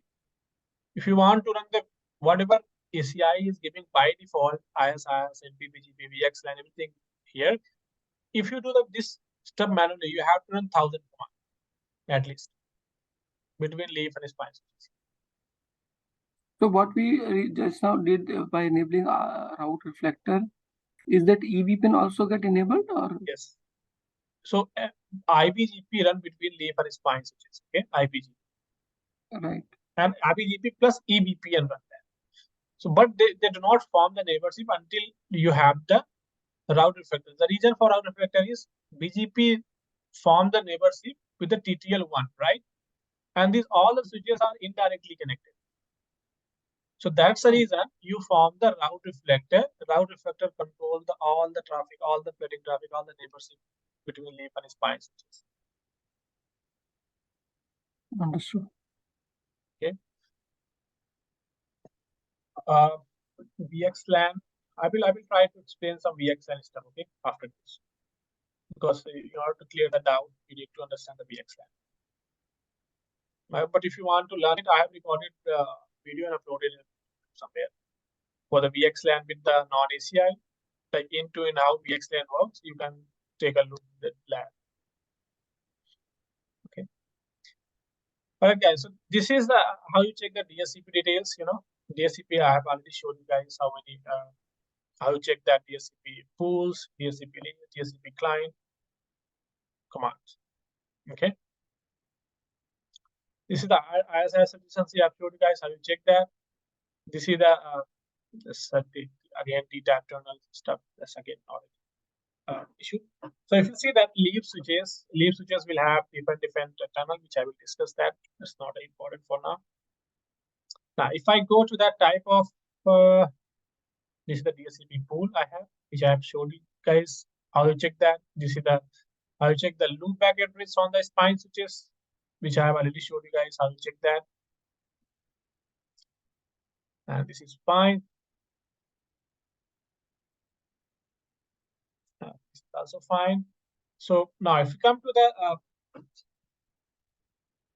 TAP address and the IP address allocation. Okay, so if you see that there are various type of loopback address will be assigned to the leaf and spine switches. PTAP means physical TAP address will be assigned to all the nodes via the APIC for the intra-VLAN communication, for intra-communication. Okay. Then you will see the VPC TAP address. If your leaf switches are assigned VPC or configured VPC, you would to get the virtual IP, you will get the one TAP pool, one TAP address from the API. Then you will see the fabric tunneling. It means if any thing is any communication is happening between the leaf to leaf and leaf to spine, F tab will be the one which will be used for the communication. Then you have proxy tab. Proxy tab is for the it will be running between leaf and spine switches for the proxy configuration, which for unknown unicast and broadcast traffic. Okay. How these tab pools and loopback address will be used. One will be layer 3 sub interface will be used for the leaf and spine switches. Then IS-IS is the runs on the sub interface for the using the infra reachability. Then you have the two protocol which run the P-tab address for the database synchronization between leaf and spine. Then you have MP-BGP which run the P-tab address for the communication. Then you have VXLAN which will be also using the P-tab address for communication. So there are various. P-tab is the main tab address, which is loopback 0 for the intra-fabric communication as well as the intra-routing communication. Then these address will be used for the services. Like if you are using the proxy services or the VPC services or something else services, those will be there, which I will be explaining that what all the services will be loopback address basis. What you told about VPC? VPC tab is for? VPC tab, suppose you have two switches, right? And you're trying to configure the VPC between these two devices, right? Mm-hmm. So when you configure the VPC, what you need? You need VIP address, right? For the layer 3 configuration. Okay, virtual basically. Virtual IP address, yes. So that IP address will be also requested from the APIC and APIC assign. So all the IP address configuration doesn't matter whether this switch is required 10 IP address or 20 IP address. Everything will be done by the APIC. You do not have to manage the IPC for that. Okay. For infra VLAN,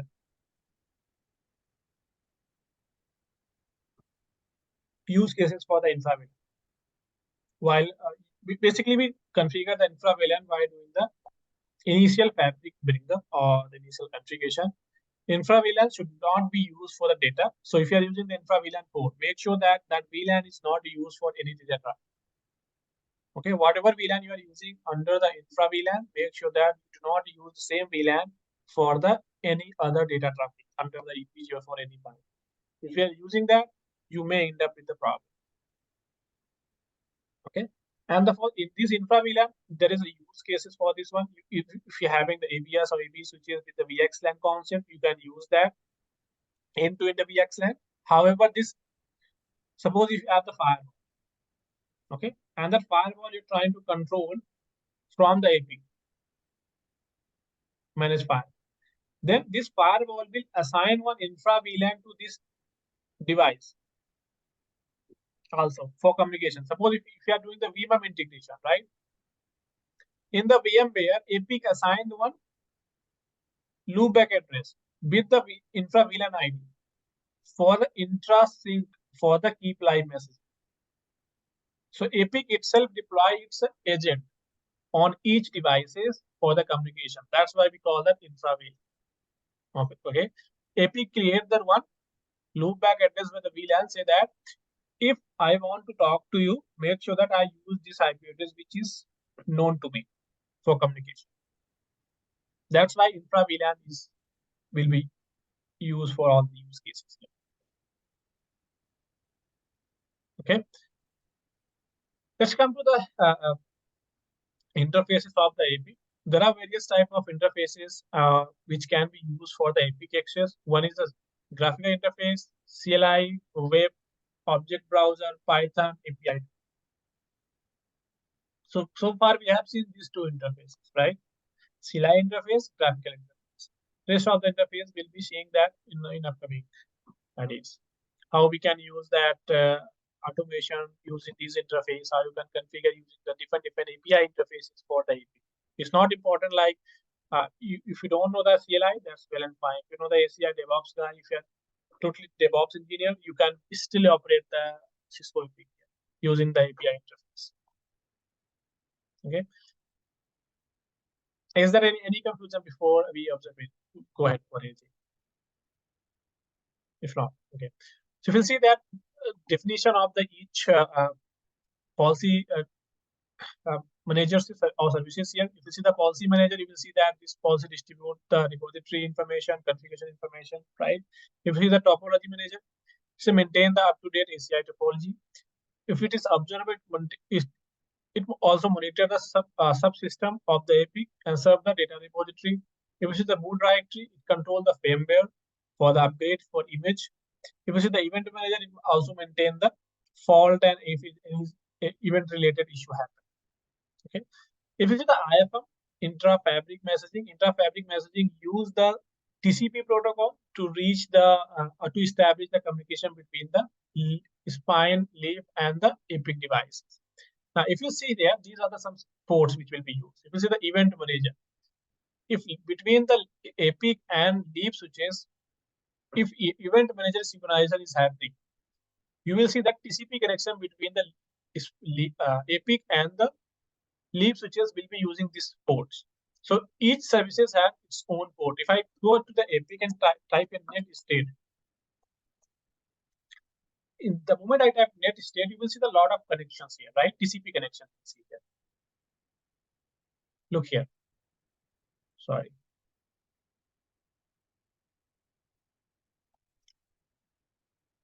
You will see the lot of connections will be here. With the each APIC, each leaf devices. We see that. So one thing, APIC to APIC also use the TCP connection. APIC to leaf also use the TCP connection. APIC to spine and leaf. APIC will form the TCP connection with each devices of the DME here. And inside the DME, a lot of services runs. Event manager, like policy manager, a lot of services runs here. And from each services, APIC form the one TCP connections. You can see here, look here, saying that APIC 1 is forming the one TCP connection with this leaf. And what is the port number? 12567.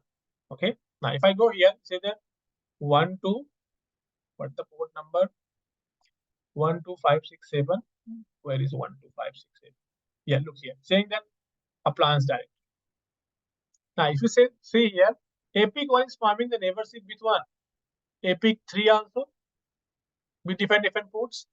What are these ports?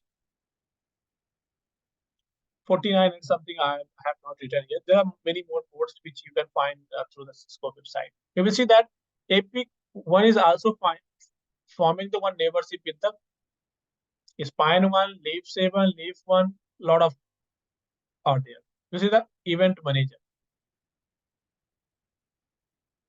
Same thing here. With the also APIC 1 is also forming the neighborship with the APIC 2 using these ports. Same thing means all the APICs are forming the neighborship with all the leaf and spine switches. With all these services which are running. If, for example, your switch is saying that there is some issue with the event manager, you are not able to get the logs from the specific device to the APIC. You will first thing you will see that whether you have the connectivity or not. If there is any connectivity issue, then you will have the issue. Okay.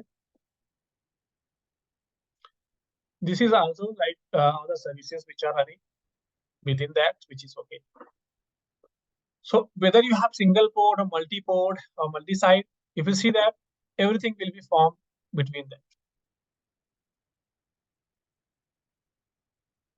Okay, if you have multi-port, APIC will be using the HTTPS with the host name to form that connectivity. If you have single port, this is all the services. And when I say the services, you just make sure that these are the services. For DHCP, 12695, for example. Okay, so if I filter it, net state,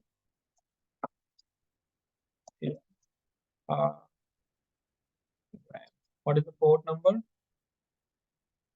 12695. If I say 12695.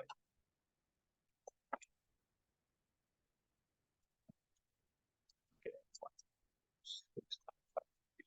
So since DHCP is already up and running, I don't think I will be able to see that now. Okay. what is the 12695?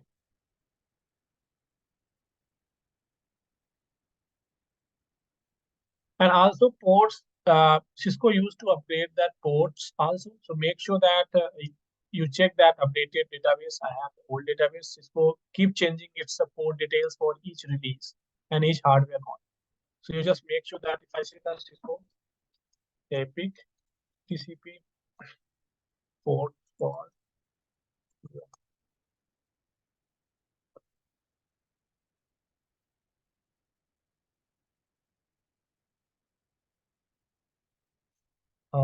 Cisco APIC ISM ports. Look here, these are the ports. So as I said, Cisco keep updating for each version release. These are the new services. Look here. APIC protocol and ports. For the VXLAN, they use this particular ID. For Nomad, they use for this particular port ID. For the clustering, other things, they use this one. For DHCP, they use this one. Okay. This is how you check that. Is there any confusion, guys? I know it's a bit too much. Clear. Yeah, yeah, it's a lot of things. Yeah, a lot of things, but yeah, this is how, if you want to, just before I want to, fly anywhere. No, but it's good. We need to know that actually from where we are going to check it out. So we need to know where it is located and what is the significance of that. So for each service, this is the architecture, how architecture works between leaf and spine, which is an APIC device. Okay, this is what I'm explaining. But for example, you see that one error in the device. Your device is unable to send the event report to the APIC. Some switches switch port is down, but your APIC is unable to notice that.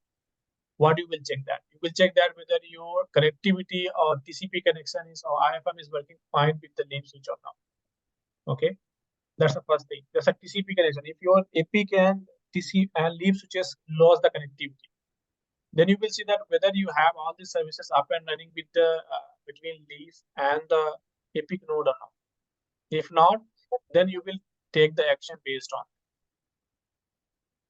Okay, this is the architecture view of all the your connectivity components. It's not about the just leaf and spine, but to know that how leaf and spine and APIC works. Okay, you will see that APIC send the heartbeat of each over these links. Okay, how the APIC heartbeat also from in the cluster between the APIC controllers will be via switch leaf and spine also. Yes.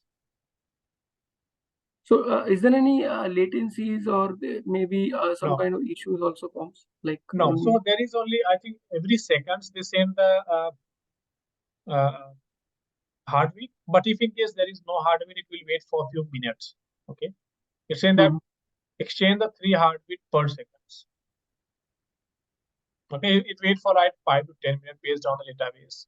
I don't have the exact number, but it waits for a few minutes before it say that okay, I am unavailable. Is there any concept of BFD kind of thing here to run? No.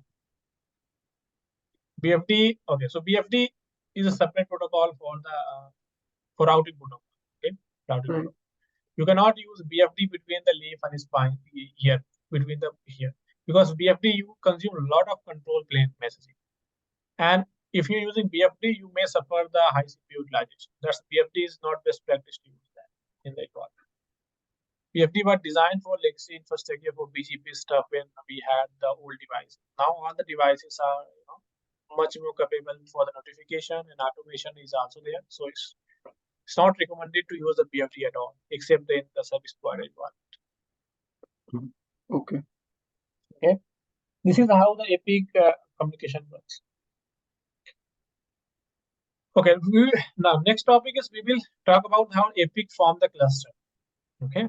How if you're trying, all the things I'm doing from APIC 1, right? How is APIC 2 and 3 maintain the same replica?